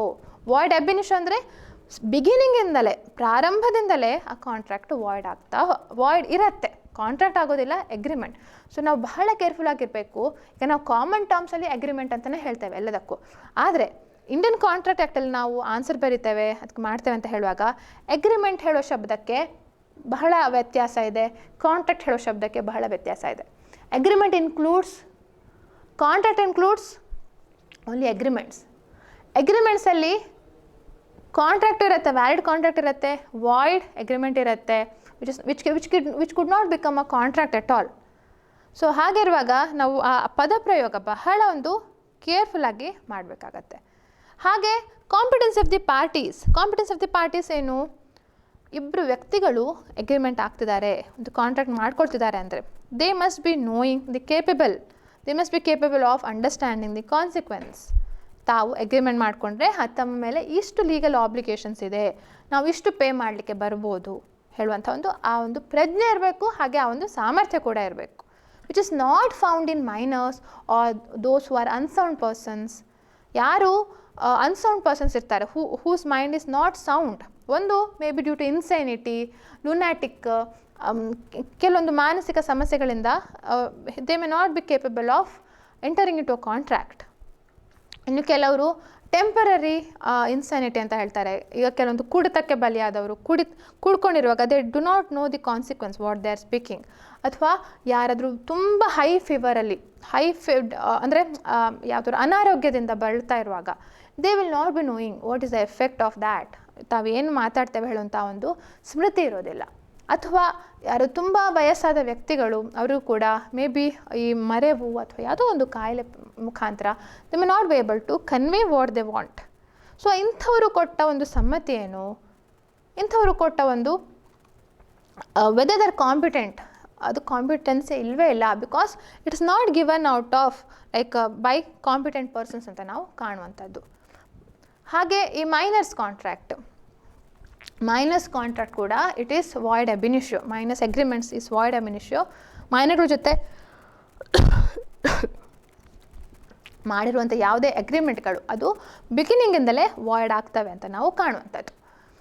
ಆದರೆ ಕೆಲವೊಂದು ಎಕ್ಸೆಪ್ಷನ್ಸ್ಗಳಿವೆ. ಯಾವುದಾದ್ರು ಮೈನರ್ಗೆ ನೆಸೆಸರೀಸ್ ಅಪ್ಲೈ ಮಾಡಿದರು. ನೆಸೆಸರೀಸ್ ಅಂದರೆ ಏನು, ಅದು ಕೂಡ ಒಂದು ಹಲವಾರು ಇಂಟರ್ಪ್ರಿಟೇಷನ್ಗೆ ಒಳಗಾಗಿವೆ. ಹಲವಾರು ಕೋರ್ಟ್ಗಳು ಬೇರೆ ಬೇರೆ ಇಂಟರ್ಪ್ರಿಟೇಷನ್ಗಳನ್ನು ಕೊಟ್ಟಿದ್ದಾರೆ. Necessaries applied to a minor can be recovered but only to the extent of the minor's estate. ಅಂದರೆ ಈಗ ಯಾರಾದರೂ ವ್ಯಕ್ತಿ ಪಾಪ ಒಬ್ಬ ಮಗು ಇರುತ್ತೆ, ಆ ಮಗು ಶ್ರೀಮಂತ ಮಗು, ಆದರೆ ತಂದೆ ತಾಯಿ ಕಳ್ಕೊಂಡಿದೆ, ಇಲ್ಲ ಯಾರೂ ಇಲ್ಲ, ಅನಾಥ ಆಗಿದೆ. ಅದಕ್ಕೆ ಏನು ಎಷ್ಟೋ ಒಂದು ಅದರ ಎಜುಕೇಷನ್ಗೆ ಎಷ್ಟು ದುಡ್ಡು ಕೊಡ್ತಾರೆ, ಅಥವಾ ಅದು ಬಟ್ಟೆಗೆ ಊಟಕ್ಕೆ ದುಡ್ಡು ಕೊಡ್ತಾರೆ. ಲೇಟರ್ ಆ ಮೈನರ್ ಹತ್ರ ಇವರು ಪರ್ಸ್ನಲಿ ದುಡ್ಡು ಕೇಳಲಿಕ್ಕಿಲ್ಲ, ಆದರೆ ಆ ಮೈನರ್ನ ಪ್ರಾಪರ್ಟಿ ಮುಖಾಂತರ ಇವರು ಏನು ಅವರಿಗೆ ಖರ್ಚಿಗೆ ಕೊಟ್ಟಿದ್ರು ಆ ಖರ್ಚನ್ನು ಆ ಪ್ರಾಪರ್ಟಿ ಮೈನಸ್ ಎಸ್ಟೇಟಿಂದ ಅಷ್ಟು ರಿಕವರ್ ಮಾಡ್ಕೊಳ್ಬೋದು ಹೇಳುವಂಥದ್ದು ನಾವು ಕಾಣ್ಬೋದು. ಸೊ ದ್ಯಾಟ್ ಈಸ್ ಈ ನೆಸೆಸರೀಸ್ ಅಪ್ಲೈ ಟು ಮೈನರ್ ಹೇಳುವಂಥದ್ದೆಲ್ಲ ಖಾಸಿ ಕಾಂಟ್ರಾಕ್ಟಲ್ಲಿ ಬರುವಂಥದ್ದು. ಯಾಕೆಂದರೆ ಆ ಮೈನರ್ ಜೊತೆ ಮಾಡುವಂಥ ಕಾಂಟ್ರಾಕ್ಟೇ ಇಲ್ಲ. ಆದರೂ ಕೆಲವೊಂದು ಸಲ ಖಾಸಿ ಕಾಂಟ್ರಾಕ್ಟ್ಸ್ ಅಂತ ಹೇಳಿ ಒಂದು 5 ಟೈಪ್ ಕ್ಯಾಟಗರಿ ಕೊಟ್ಟಿದ್ದಾರೆ. ಈಗ finder of a last goods, ಯಾವುದೋ ಒಂದು ವಸ್ತು ಕಳೆದೋಗಿರುತ್ತೆ. ಆ ವಸ್ತು ಕಳೆದೋಗಿರುವಾಗ ನಮಗೆ ಮತ್ತು ಆ ಕಳ್ಕೊಂಡಿರೋ ವ್ಯಕ್ತಿ ಮಧ್ಯೆ ಯಾವುದೇ ಒಂದು ಅಗ್ರಿಮೆಂಟ್, ಆಫರ್, ಎಕ್ಸೆಪ್ಟೆನ್ಸ್ ಇಲ್ಲ. ಆದರೆ ಯಾರು ಆ ವ್ಯಕ್ತಿಗೆ ಕಂಡಿರತ್ತೆ ವಸ್ತು, ಅದನ್ನು ಆ ರಿಯಲ್ ಓನರ್ನ ಹುಡುಕ್ಲಿಕ್ಕೆ ಹಿ ಹ್ಯಾಸ್ ಸಮ್ ಡ್ಯೂಟೀಸ್. ಅದನ್ನು ಇವರು ತಮ್ಮ ಬೆನಿಫಿಟ್ಗೆ ಯೂಸ್ ಮಾಡ್ಕೊಳ್ಬಾರ್ದು ಹೇಳುವಂಥ ಒಂದು ಆ ವಿವೇಚನೆ ಇಟ್ಕೊಂಡು ಅದನ್ನು after all efforts to find the proper owner ಇದಾರಾ ಇಲ್ವಾ ಅಂತ ನೋಡ್ಕೊಳ್ಳಿಕ್ಕೆ ಹೋದಾಗ ಸಿಗದೇ ಇದ್ದಾಗ ಆವಾಗ he can use it. So ಅಲ್ಲಿ ತನಕ ಅವರಿಗೆ ಹಿ ಹ್ಯಾಸ್ ಸರ್ಟನ್ ಆಬ್ಲಿಗೇಷನ್ಸ್, ಕೆಲವೊಂದು ಆಬ್ಲಿಗೇಷನ್ಸ್ ಅವರಿಗೆ ಇರುವಂಥದ್ದು. ಸೊ ಇದೆಲ್ಲವೂ ಕೂಡ ಏನು ಬರುತ್ತೆ, ಲಾಫುಲ್ ಕನ್ಸಿಡರೇಷನಲ್ಲಿ ಬರುವಂಥ minors agreement, competence of the ಪಾರ್ಟೀಸಲ್ಲಿ ಬರುವಂಥದ್ದು. ಹಾಗೆ contract also should not be entered into between those persons who are disqualified by law. ಕಾನೂನು ಕೆಲವೊಂದು ವ್ಯಕ್ತಿಗಳನ್ನು ಇಂಥವರು ಕಾಂಟ್ರಾಕ್ಟ್ ಮಾಡ್ಕೊಳ್ಬಾರ್ದು, ಇದು ಮಾನ್ಯ ಅಲ್ಲ ಅಂತ ಹೇಳ್ತಾರೆ. ಏಲಿಯನ್ ಎನಿಮಿ ಜೊತೆ ಕಾಂಟ್ರಾಕ್ಟ್ ಮಾಡಲಿಕ್ಕಿಲ್ಲ. ಏಲಿಯನ್ ಎನಿಮಿ ಅಂದರೆ ಯಾರು, ಯಾವಾಗ ಯುದ್ಧ ಘೋಷಣೆ ಆಗಿದೆ, ವೆನ್ ವಾರ್ ಇಸ್ ಡಿಕ್ಲೇರ್ಡ್, ಅಂಥ ಸಂದರ್ಭದಲ್ಲಿ ಏಲಿಯನ್ ಎನಿಮಿ ಏನಾಗ್ತಾರೆ, ಏಲಿಯನ್ ಎನಿಮಿ ಇರುವಾಗ ಆ ಕಾಂಟ್ರಾಕ್ಟ್ಗೆ ವ್ಯಾಲಿಡಿಟಿನೇ ಇಲ್ಲ. ಯಾಕೆಂದರೆ alien enemy has been disqualified. Law itself says that those are the not persons who are competent to contract ಅಂತ ಹೇಳುವಂಥದ್ದು. ಓಕೆ, ಅದು ಒಂದು ರೀತಿ ಆಯಿತು. ಹಾಗೆ ಫ್ರೀ ಕನ್ಸೆಂಟ್ ನಾನು ಆಲ್ರೆಡಿ ಹೇಳಿದಾಗೆ ನೋಡಿ, ಬೇರೆ ಬೇರೆ ರೀತಿಯ ವಿಧಾನದ ಮುಖಾಂತರ ಒಪ್ಪಿಗೆ ತೊಗೊಳ್ಬೋದು. ನಾವು ಎಲ್ಲವೂ ನೋಡ್ಬೋದು, 2 ವ್ಯಕ್ತಿಗಳಿದ್ದಾರೆ, they are competent, lawful object, lawful consideration. ಅದನ್ನು ನಾನು ಯಾವ ಮನಸ್ಸಿನ ಮುಖಾಂತರ, ಯಾವ ಮುಕ್ತವಾದ ಸಮ್ಮತಿ ನಾನು ಕೊಟ್ಟಿದ್ದೇನೋ ಇಲ್ವೋ, ಕೊಟ್ಟಿದ್ರೆ okay the contract is valid, ಕೊಡದೇ ಇದ್ದರೆ ಹೇಗೆ ಕೊಟ್ಟಿಲ್ಲ ಅಂತ ಹೇಗೆ ನಾವು ಕನ್ಸಿಡರ್ ಮಾಡ್ಬೋದು. ಯಾವಾಗ 5 ಫ್ಯಾಕ್ಟರ್ಸ್. ಸೊ 5 ಫ್ಯಾಕ್ಟರ್ಸ್ ಯಾವುದು, ವೆನ್ ದೆರ್ ಇಸ್ ಅ ಕೋರ್ಷನ್ ನಾನು ಆಲ್ರೆಡಿ ಹೇಳಿದಾಗೆ ಬೆದರಿಕೆ ಒಡ್ಡಿ ಹಾಗೆ ಮಾಡಿ ಹೀಗೆ ಮಾಡಿ ನೀವು ಈ ಥರ ಮಾಡಿ ಅಂತ ಹೇಳಿದಾಗ, ಅಥವಾ when there is undue influence. So undue influence ಅಂತ ಮಾಡಿದಾಗ, ಅನ್ಡ್ಯೂ ಇನ್ಫ್ಲೂಯೆನ್ಸ್ ಅಂತ ಯಾರು one who is in the dominant position when a person is in the position to dominate the will of the other, ಬೇರೆ ಯಾರೋ ಒಂದು ಪೊಸಿಷನನ್ನು dominate ಮಾಡುವಂತಹ ಒಂದು ಆ ಪೊಸಿಷನಲ್ಲಿ ಇದ್ದಾಗ ಆವಾಗ ಏನಾಗತ್ತೆ, ಆವಾಗ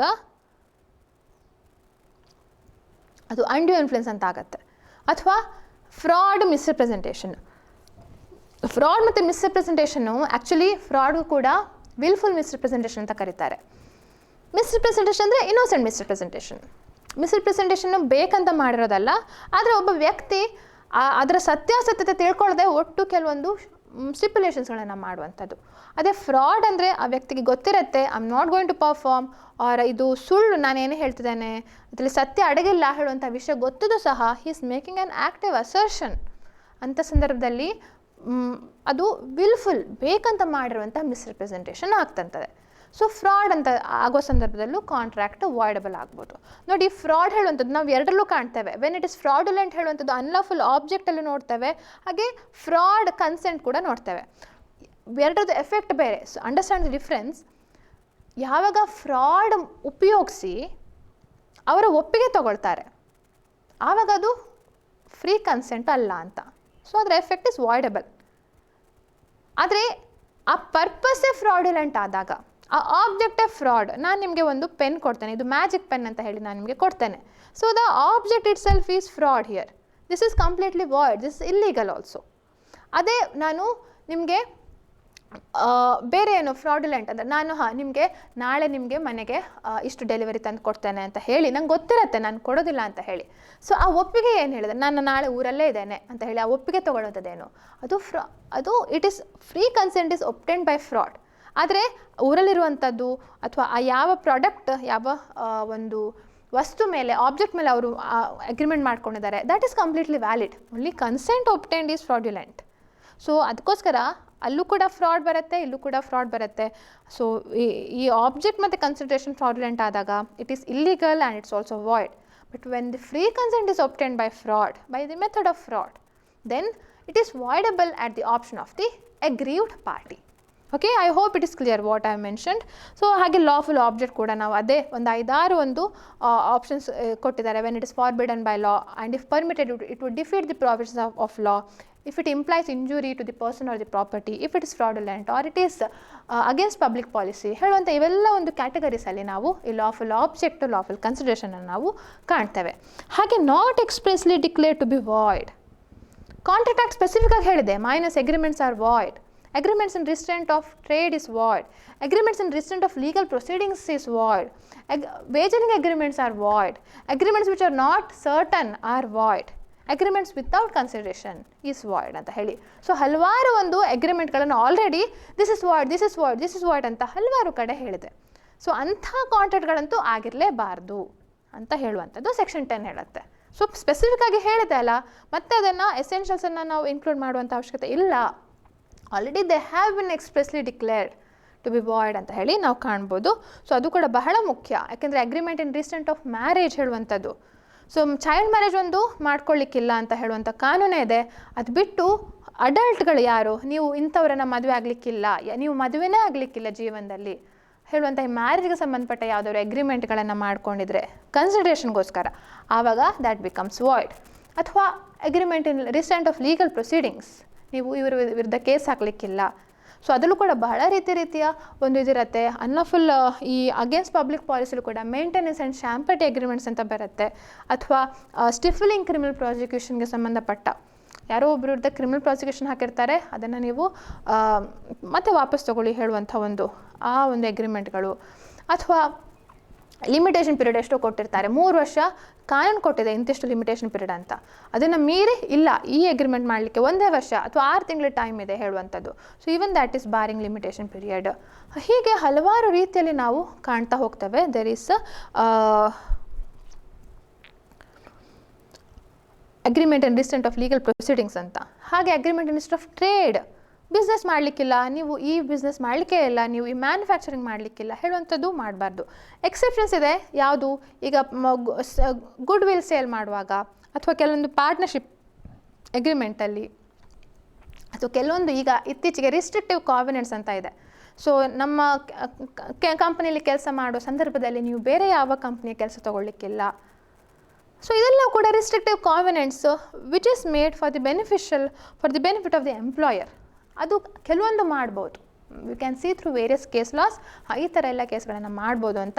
ಆದರೆ completely restraining a person from trading or from doing business or from performing like to be in any profession, that is completely a void one. It is such agreements in restraint of trade, business or profession is void. ಹಾಗೆ ವೇಜರಿಂಗ್ agreements ಅಂತ ಬರುತ್ತೆ. ವೇಜರಿಂಗ್ agreements ಅಂದರೆ ಏನು? ವೇಜರಿಂಗ್ agreements ನಾವು ಕಾಣುವಂಥದ್ದು ಜೂಜು, ಸುಲಭವಾಗಿ ಕನ್ನಡದಲ್ಲಿ ಹೇಳಬೇಕಂದ್ರೆ ಜೂಜು. ಸೊ ಈ ವೇಜರಿಂಗ್ ಅಗ್ರಿಮೆಂಟ್ಸ್ ಮತ್ತು ಕಾಂಟಿಂಜೆಂಟ್ ಅಗ್ರಿಮೆಂಟ್ಸ್, ಕಾಂಟಿಂಜೆಂಟ್ ಕಾಂಟ್ರಾಕ್ಟ್ಸ್ ಅಂತ ಹೇಳ್ತಾರೆ ನೋಡಿ. ಒಂದು ಕಾಂಟ್ರಾಕ್ಟ್ ಅಂತ ಬಂದಾಗ ಬಹುಶಃ ಎಲ್ಲೋ ಒಂದು ಕಡೆ ಆ ವ್ಯಾಲಿಡಿಟಿ ಇರ್ಬೋದು ಹೇಳುವಂಥ ಒಂದು ಸೂಚನೆ ನೀಡ್ತದೆ. ಕಾಂಟಿಂಜೆಂಟ್ ಕಾಂಟ್ರಾಕ್ಟ್ ವ್ಯಾಲಿಡ್ ಆಗುತ್ತೆ, ಆದರೆ ವೇಜರಿಂಗ್ ಅಗ್ರಿಮೆಂಟ್ ವಾಯ್ಡ್ ಆಗುತ್ತೆ. ಯಾಕೆ? ಎರಡೂ ಕೂಡ this is dependent upon a happening of a uncertain future event. ಒಂದು ಪರ್ಟಿಕ್ಯುಲರ್ ಒಂದು ಇವೆಂಟ್, ಇವತ್ತು ಮಳೆ ಬಂದರೆ, ಇವತ್ತು ಆ ಶಿಪ್ ಏನೋ ಹೊರಗೆ ಹೋಗಿದೆ ಆ ಹಡಗು ವಾಪಸ್ ಬಂದರೆ, ಇವತ್ತು ಆ ಹೆಲಿಕಾಪ್ಟರ್ ಬಂದರೆ I will give this much or I will do this much ಅಂತ ಹೇಳಿ ಒಂದು ಆ ಸ್ಪೆಸಿಫೈಡ್ ಅನ್ಸರ್ಟನ್ ಇವೆಂಟ್ ಅಂತ ಏನಿದೆ ಅದರ ಮೇಲೆ ನಿರ್ಧಾರ ಆಗುವಂಥ ಅಗ್ರಿಮೆಂಟ್ಗಳು ವೇಜರಿಂಗ್ ಅಗ್ರಿಮೆಂಟ್ಗಳು ಕೂಡ, ಕಾಂಟಿಂಜೆಂಟ್ ಕಾಂಟ್ರಾಕ್ಟ್ಸ್ ಕೂಡ. ಆದರೆ ವೇಜರಿಂಗ್ ಅಗ್ರಿಮೆಂಟ್ ಅಂದರೆ it's a kind of a betting. ಇದು ಕೇವಲ ಜೂಜು. It is not dependent upon any skill or any ಯಾವುದೇ ಒಂದು ಬೆನಿಫಿಷಿಯಲ್ ಆಗೋದಿಲ್ಲ. ಒಬ್ಬರು ಗೆದ್ದರೆ ಒಬ್ಬರು ಸೋಲ್ತಾರೆ. So there is always a chance of like ಇಬ್ಬರು ವಿನ್ ಸಿಚುಯೇಷನ್ ಅಲ್ಲ, ಒಬ್ಬರು ವಿನ್ ಆದರೆ ಇನ್ನೊಬ್ಬರು ಸೋಲ್ಲೇಬೇಕು. ಅಂದರೆ ನಾನು ನಿಮಗೆ 100 ರೂಪಾಯಿ ಕೊಡ್ತೇನೆ, ಮಳೆ ಬಂತ ಹೇಳಿದ್ರೆ ಒಬ್ಬರಿಂದ 100 ರೂಪಾಯಿ ತೊಗೊಳ್ತಾರೆ ಇನ್ನೊಬ್ರು, ಆದರೆ ಆ 100 ರೂಪಾಯಿ ಕೊಟ್ಟವರಿಗೆ ಏನೂ ಸಿಗೋದಿಲ್ಲ. ಅದೇ ಕಾಂಟ್ರಾಕ್ಟ್ ಆದರೆ ಇವತ್ತು ಮಳೆ ಬಂದರೆ ನನಗೆ 10,000 ರೂಪಾಯಿಯ ಒಂದು ಮೊಬೈಲನ್ನು ಸೇಲ್ ಮಾಡ್ತೇನೆ ಅಂತ ಹೇಳಿದರೆ, ಸೊ ತೊಗೊಂಡವರಿಗೆ ಒಂದು ಮೊಬೈಲ್ ಸಿಗತ್ತೆ, ಕೊಟ್ಟವರಿಗೆ ಹಣ ಸಿಗತ್ತೆ. ಸೊ ಇದು ನಾವು ನೋಡುವಂಥದ್ದು ಇಬ್ಬರಿಗೂ ವಿನ್ ಸಿಚುಯೇಷನ್. ಸೊ ಅದು contract, but it is dependent upon the contingency. Contingency ಅಂದರೆ ಒಂದು ಅನ್ಸರ್ಟನ್ ಫ್ಯೂಚರ್ ಇವೆಂಟ್ ಮೇಲೆ ನಿರ್ಧಾರ ಆಗಿದೆ. ಅದು ಕೂಡ when such uncertain events are like impossible, ಅದು ಮಾಡಲಿಕ್ಕೆ ಸಾಧ್ಯನೇ ಇಲ್ಲ ಹೇಳುವಾಗ it becomes void. That's a different thing. ಆದರೆ just because it is dependent upon a contingency, just because it's dependent upon an uncertain future event, ಮುಂದೆ ಯಾವುದೋ ಒಂದು future event ಮೇಲೆ ನಿರ್ಧಾರ ಆಗಿದೆ ಹೇಳಿದ ಮಾತ್ರಕ್ಕೆ it may not become void. We have to see whether it comes under the wagering agreements, under the class of wagering agreements, or whether it comes under the class of the contingent contracts. So ಇದು ನಾವು ಬಹಳ very important, ನಿಮಗೆ short ನೋಟ್ಸಿಗೆ ಎಲ್ಲ ಕೂಡ ಬರುವಂಥದ್ದು. So ಕೆಲವೊಂದು example ಕೊಟ್ಟು, ಈಗ ಹಾರ್ಸ್ ರೇಸಿಂಗ್ ಎಲ್ಲ ಕೂಡ ಇದೆ. 500 ರೂಪಾಯಿಗಿಂತ ಕೆಳಗೆ ಇರುವಂಥ ಇದು ಕೂಡ ವಾಯ್ಡ್ ಆಗುತ್ತೆ ಹಾರ್ಸ್ ರೇಸಿಂಗ್. ಅದು 500 ರೂಪಾಯಿಗಿಂತ ಜಾಸ್ತಿ ಇರುವಂಥ ವರ್ತ್ ಇರುವಂಥ ಆ ಒಂದು ಹಾರ್ಸ್ ರೇಸಿಂಗ್ ಏನಿದೆ ದ್ಯಾಟ್ ಈಸ್ ವ್ಯಾಲಿಡ್ ಆಗುತ್ತೆ. ಇದು ಒಂದು ರೀತಿಯ ಒಂದು ಇಲ್ಲಿ ತನಕ ನಾವು ಡಿಫ್ರೆಂಟ್ ಎಸೆನ್ಷಿಯಲ್ಸ್ ನೋಡಿದ್ವಿ. ಹಾಗೆ 2 ಪಾರ್ಟೀಸ್ಗಳಿರಬೇಕು, intention to create legal relationship ಇರಬೇಕು, ಇದನ್ನು ನಾವು ನೋಡಿದ್ವಿ. ಯಾಕೆಂದರೆ ನೋಡಿ, ಈ ಡೊಮೆಸ್ಟಿಕ್ ರಿಲೇಷನ್ಸು, ನಾವು ಯಾರೋ ಒಬ್ಬರಿಗೆ ಪಾರ್ಟಿಗೆ ಬನ್ನಿ ಹೇಳ್ತೇವೆ, ಮನೆಗೆ ಡಿನ್ನರ್ಗೆ ಬನ್ನಿ ಹೇಳ್ತೇವೆ. ಸಪೋಸ್ ಅವ್ರನ್ನ ಕರೆದು ನಾವು ಇರಲಿಲ್ಲ, ನಾವೆಲ್ಲ ಹೋದ್ವಿ, ಆವಾಗ ಏನಾಗುತ್ತೆ, it is like a contract, we have expended so much, expenses ಇಷ್ಟಾಗಿದೆ, ನಿಮಗೆ ಕಾಂಟ್ರಾಕ್ಟ್ ಬ್ರೀಚ್ ಆಯಿತು ಅಂತ ಹೇಳಿ ಅವರು ಕೋರ್ಟ್ಗೆ ಹೋಗಲಿಕ್ಕೆ ಸಾಧ್ಯ ಇಲ್ಲ. Because these are all social relationship. ನಾವು ಏನು ನಾನು ಕರೆಯುವಾಗ ಪಾರ್ಟಿ ಇದೆ, ಡಿನ್ನರ್ ಇದೆ ಅಂತ ಕರೆಯುವಾಗ I never intended to create legal relationship. ನಾನು ಒಂದು ವೇಳೆ ಕರೆದಿದ್ದರೆ ಅಥವಾ ಅವರು ಒಂದು ವೇಳೆ ಬರೆದಿದ್ದರೆ ನಾವು ಇಷ್ಟು ಡ್ಯಾಮೇಜಸ್ ಕೇಳ್ಬೋದು ಹೇಳುವಂಥ ಇಂಟೆನ್ಷನ್ ಎಲ್ಲೂ ಇರಲಿಲ್ಲ. ಸೊ ಹಾಗಿರುವಾಗ ಫಸ್ಟ್ ಆಫ್ ಆಲ್ ಅಗ್ರಿಮೆಂಟ್ ಅಥವಾ ಕಾಂಟ್ರಾಕ್ಟ್ ಮಾಡ್ಕೊಳ್ವಾಗ whether there is an intention to create legal obligation, whether there is an intention to create legal relationship, ಅದು ನೋಡುವಂಥದ್ದು ಬಹಳ ಮುಖ್ಯ ಆಗುತ್ತೆ. Okay, so very famous case Balfour versus Balfour ಹೇಳುವಂಥ ನಾವು ಕೇಸನ್ನು ಹಲವಾರು ಸಲ ನಾವು ಓದಿದ್ದೇವೆ. ಸೊ ಅದರಲ್ಲಿ ನಾವು ಕಾಣ್ತೇವೆ, ಒಬ್ಬ ಗಂಡ ಹೆಂಡ್ತಿಗೆ ಹೇಳ್ತಾನೆ, ನಾನು ನಿಮಗೆ ಮೇಂಟೆನೆನ್ಸ್ ಕೊಡ್ತೇನೆ ಯಾವುದೋ ಊರಿಗೆ ಹೋದ ನಂತರ ಅಂತ ಹೇಳಿ, ಆಮೇಲೆ ಅದು ಕಳಿಸ್ಲಿಲ್ಲ. ಸೊ ಹೆಂಡ್ತಿ ಗಂಡ ಕೊಡಲಿಲ್ಲ ಅಂತ ಹೇಳಿ ಯಾವಾಗ ಲೀಗಲ್ ವ್ಯಾಲಿಡ್ ಮ್ಯಾರೇಜ್ ಇರುವಾಗ, ಯಾವ ಅವ್ರ ವಿರುದ್ಧ ಡಿಸ್ಪ್ಯೂಟ್ ಇಲ್ಲದೆ ಇರುವಾಗ ಒಂದು ಇದರಲ್ಲಿ ಹೇಳಿರುವಂಥ ಮಾತು, ನನಗೆ ಇಷ್ಟು ಹಣ ಕೊಡ್ತೇನೆ ಅಂತ ಹೇಳುವಂಥದ್ದು. So that is not enforceable. So ಅದು ನಾವು ಆ ಕೇಸಲ್ಲಿ ಆ ಒಂದು ಪ್ರಾವಿಷನ್ಸನ್ನು ನಾವು ಕಾಣ್ಬೋದು. ಓಕೆ, ಹಾಗೆ legal formalities. So legal formalities ಕೆಲವೊಂದು ಸಲ ಕಾಂಟ್ರಾಕ್ಟ್ ಆ್ಯಕ್ಟಲ್ಲಿ ಇಲ್ಲದೆ ಇರ್ಬೋದು, ಆದರೆ ಕಾಂಟ್ರಾಕ್ಟ್ಗೆ ಸಂಬಂಧಪಟ್ಟ ಉಳಿದ ಹಲವಾರು ಆ್ಯಕ್ಟ್ಗಳು ಏನಿವೆ, ಈಗ ರಿಜಿಸ್ಟ್ರೇಷನ್ ಆ್ಯಕ್ಟ್ ಇದೆ, ಕಂಪಲ್ಸರಿ ರಿಜಿಸ್ಟ್ರೇಷನ್ ಮಾಡಲೇಬೇಕು, ಅಥವಾ ಕಂಪಲ್ಸರಿ ಸ್ಟ್ಯಾಂಪ್ ಡ್ಯೂಟಿ ಕಟ್ಟಲೇಬೇಕು, ಅಥವಾ compulsory it has to be in writing. ಯಾಕಂದರೆ contract can be either oral or it can be in writing. ಆದರೆ ಕೆಲವೊಂದು ಕಾಂಟ್ರಾಕ್ಟ್ಗಳು, ಈಗ ಕಾಂಟ್ರಾಕ್ಟ್ ಆಫ್ ಸೇಲ್ ಎಲ್ಲ above 100 rupees, it has to be in writing, it has to be registered, it has to be stamped, if not it is inadmissible in evidence ಅಂತ ಹೇಳಿ ನಾವು ಬೇರೆ ಆ್ಯಕ್ಟಲ್ಲಿ ನೋಡಿದ್ದೇವೆ. ಕಾಂಟ್ರಾಕ್ಟ್ ಆ್ಯಕ್ಟಲ್ಲಿ ಇಲ್ಲ, ಬೇರೆ ಕಾನೂನುಗಳಲ್ಲಿ ಕಾಣ್ತೇವೆ. ಸೊ ಹಾಗೆ ಇರುವಾಗ ಈ ಲೀಗಲ್ ಫಾರ್ಮಾಲಿಟೀಸ್ಗಳೆಲ್ಲ ಕೂಡ ಫುಲ್ಫಿಲ್ ಆಗಬೇಕು. ಹಾಗೆ ಸರ್ಟನಿಟಿ ಆಫ್ ಮೀನಿಂಗ್ ಸರ್ಟನ್ ಇರಬೇಕು. I will sell 100 tons of oil ಅಂತ ಹೇಳಿದ್ರೆ ಯಾವ oil, coconut oil or this petroleum ಆ ಆಯಿಲ ಅಥವಾ ಯಾವುದಾದ್ರೂ ಈ ಕ್ರೂಡ್ ಆಯಿಲ್ ಇರುತ್ತೆ ಅದಾ. So we do not know what kind of oil is this. ಅದೇ ರೀತಿಯಲ್ಲಿ ಐಲ್ ಸೆಲ್ 50 kgs ಆಫ್ ಆಟ, ಹಿಟ್ಟನ್ನು ನಾನು ನಿಮಗೆ ಮಾರಾಟ ಮಾಡ್ತೇನೆ. ಯಾವ ಹಿಟ್ಟು ಅದು ಕೂಡ ಇದೇ ರೀತಿಯಲ್ಲಿ ತುಂಬ ಹಲವಾರು ಕಾಂಟ್ರಾಕ್ಟ್ಗಳಲ್ಲಿ ಆ ಮೀನಿಂಗ್ ಸರ್ಟನ್ ಇರೋದಿಲ್ಲ. ಆ ಮೀನಿಂಗ್ ಸರ್ಟನ್ ಇಲ್ಲದೆ ಇರುವಾಗ ಏನಾಗುತ್ತೆ, again that is a contract is not proper. So uncertain agreements are void. Section 29 ಹೇಳುತ್ತೆ ಅನ್ಸರ್ಟನ್ ಅಗ್ರಿಮೆಂಟ್ಸು ಸರಿಯಾಗಿ ಅದಕ್ಕೆ ಮೀನಿಂಗೇ ನಾವು ಕೊಡಲಿಕ್ಕೆ ಬರದೇ ಇದ್ದರೆ ಅದನ್ನು ಎನ್ಫೋರ್ಸ್ ಮಾಡುವಂಥದ್ದು ಎಲ್ಲಿ. So it is void from the beginning. ಹಾಗೆ ಪಾಸಿಬಿಲಿಟಿ ಆಫ್ ಪರ್ಫಾರ್ಮೆನ್ಸ್ ಮಾಡಲಿಕ್ಕೆ ಸಾಧ್ಯ ಇರಬೇಕು. ಕಾಂಟ್ರಾಕ್ಟ್ ಮಾಡ್ಕೊಳ್ಳುವಾಗಲೇ ಒಂದು ಹಸುನ ಅಥವಾ ಒಂದು ಕುದುರೆಯನ್ನು ಸೇಲ್ ಮಾಡ್ತೇವೆ ಅಂತ ಒಪ್ಕೊಳ್ತಾರೆ. ಆದರೆ ಸೇಲ್ ಮಾಡುವ ಸಂದರ್ಭದಲ್ಲೇ ಆ ಹಸು ಸತ್ತೋಗಿತ್ತು, ಆ ಕುದುರೆ ಸತ್ತೋಗಿತ್ತು. How can they do? So that is impossible to perform. So ಈ ಇಂಪಾಸಿಬಿಲಿಟಿ ಅಂತ ಇರುವಾಗ ಕೂಡ ಅದು ಫ್ರಸ್ಟ್ರೇಷನ್ ಆಫ್ ದಿ ಕಾಂಟ್ರಾಕ್ಟ್ ಅಂತ ಆಗುತ್ತೆ ಸೆಕ್ಷನ್ 56 ಸೊ ನಾವು ಇಂಡಿವಿಜುವಲ್ ಒಟ್ಟೊಟ್ಟಿಗೆ ಕೂಡ ಕಾಣ್ತೇವೆ ಕೆಲವೊಂದು ವಾಯ್ಡ್ ಅಗ್ರಿಮೆಂಟ್ಸು. ಹಾಗೆ ಬೇರೆ ಬೇರೆ ಅದಕ್ಕೆ ತಕ್ಕನಾಗೆ ಬೇರೆ ಬೇರೆ ಅಗ್ರಿಮೆಂಟ್ಸ್ಗಳು ವಾಯ್ಡಾ ವ್ಯಾಲಿಡಾ ಹೇಳುವಂಥದ್ದು ಕೂಡ ಕಾಣ್ತೇವೆ.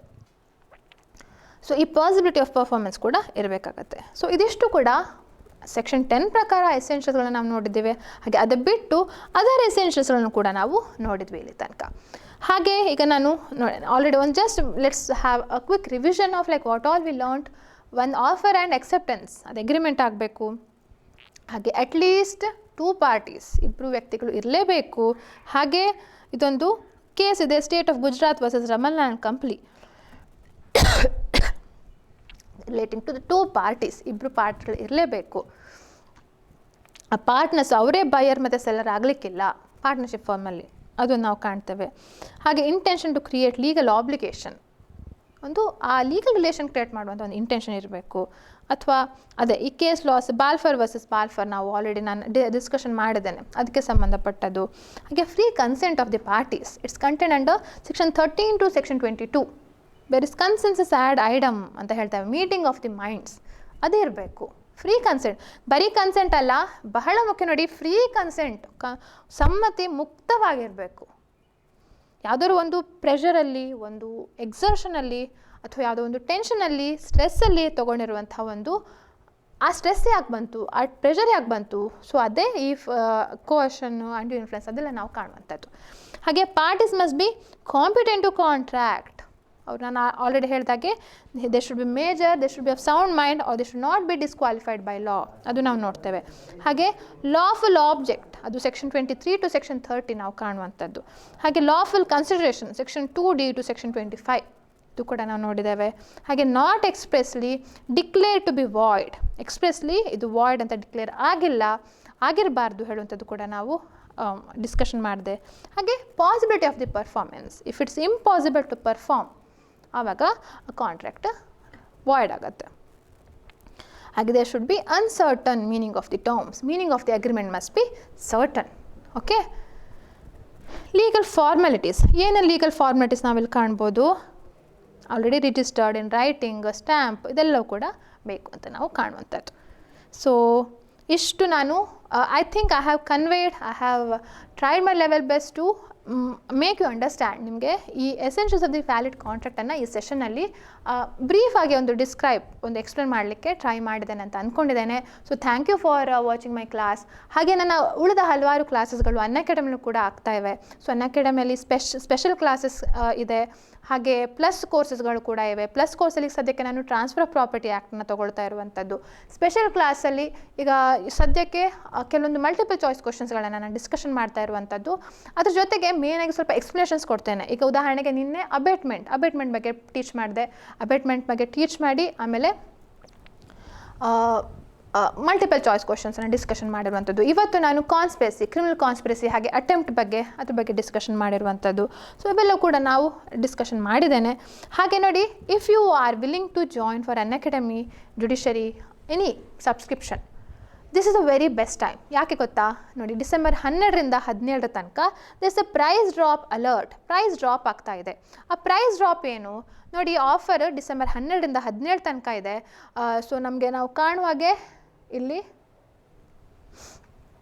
ಕರೆಂಟ್ ಪ್ರೈಸ್, ನೀವು just I take with the 6 month subscription, 6 ತಿಂಗಳ ಸಬ್ಸ್ಕ್ರಿಪ್ಷನ್ ತೊಗೊಳ್ತೇನೆ ನೋಡಿ. 6 ತಿಂಗಳ ಸಬ್ಸ್ಕ್ರಿಪ್ಷನ್ ನೀವು ತೊಗೊಳ್ಳೋದಾದರೆ ಆ್ಯಕ್ಚುಯಲ್ ಕರೆಂಟ್ ಪ್ರೈಸ್ ಏನಿದೆ 38,267 ರೂಪಾಯಿ ಇರುವಂಥದ್ದು. ಸೊ 38,000 ಸಮಥಿಂಗ್ ಇರುವಂಥದ್ದು. ಅದು ಈಗ ಪ್ರೈಸ್ ಡ್ರಾಪ್ 17ರ ಒಳಗೆ ನೀವು ತೊಗೊಂಡ್ರೆ 34,019 ರೂಪೀಸ್ ಇದೆ.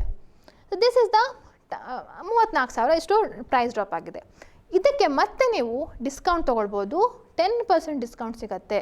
You can use my code Aparnala ಅಂತ ನೀವು ಕೋಡ್ ಹಾಕಿದರೆ ಆವಾಗ this amount will get reduce to 30,617, 30,617 ರೂಪಾಯಿ ಆಗುತ್ತೆ. ಸೊ 6 ತಿಂಗಳಂತ ನೀವು ಹೇಳಿದರೆ ಈಗ ನಿಮಗೆ ಮುಂದೆ ಬರುವಂಥ ಜುಡಿಷರಿ ಎಕ್ಸಾಮ್ಸ್ಗೆ ಹೆಲ್ಪ್ ಆಗುವಂಥ ಒಂದು 6 ತಿಂಗಳ ಏನೇನು ನನ್ನ ಕ್ಲಾಸಸ್ಗಳಿವೆ ಅವೆಲ್ಲವೂ ಕೂಡ ಅನ್ಲಿಮಿಟೆಡ್, ಇಲ್ಲಿ ತನಕ ಮಾಡಿರುವಂಥ ಕ್ಲಾಸಸ್ಗಳು ಅವೆಲ್ಲವೂ ಕೂಡ ವಾಚ್ ಮಾಡ್ಬೋದು. ಹಾಗೆ ಟೋಟಲ್ ಆಗಿ ನೀವು 7,650 ರೂಪೀಸ್ ಸೇವ್ ಮಾಡಿದಾಗ ಆಗುತ್ತೆ. So you would be saving 7,000 rupees. ಅದೇ ನೀವು 12 ತಿಂಗಳ ಕೋರ್ಸ್ ತೊಗೊಂಡ್ರೆ 10,000 ಸೇವ್ ಮಾಡ್ತೀರಿ. ಅದೇ ಐಕಾನಿಕ್ ತೊಗೊಂಡ್ರೆ ನೋಡಿ 30,000 ಬದಲು ನೀವು 40,000, ಒಂದು 10,000 ಅಷ್ಟೇ ಜಾಸ್ತಿ. ಆದರೆ you also would be saving 10,000 rupees.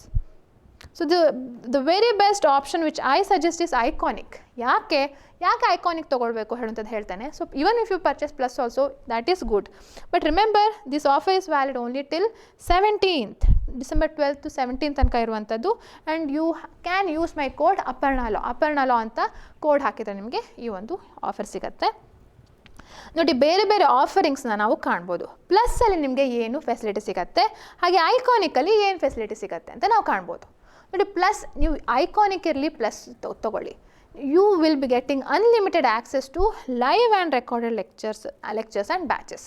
ನೀವು ಯಾವುದೇ ಬ್ಯಾಚ್ ಜಾಯಿನ್ ಆಗಿ, ಯಾವುದೇ ಕ್ಲಾಸಸ್ಗಳನ್ನು ನೋಡಿ, ಯಾವುದೇ ಎಜುಕೇಟರ್ಸ್ಗಳ ಕ್ಲಾಸಸ್ಗಳನ್ನು ನೋಡಿ, you will be having unlimited access. You can watch in both plus and iconic. There is no restriction for you. ಹಾಗೆ you also will be getting all practice question, 3,500 questions, 3,500ಕ್ಕಿಂತ ಜಾಸ್ತಿ ಇರುವಂಥ ಕ್ವಶನ್ಸ್ಗಳನ್ನು ನೀವು ಅಟೆಂಪ್ಟ್ ಮಾಡ್ಬೋದು.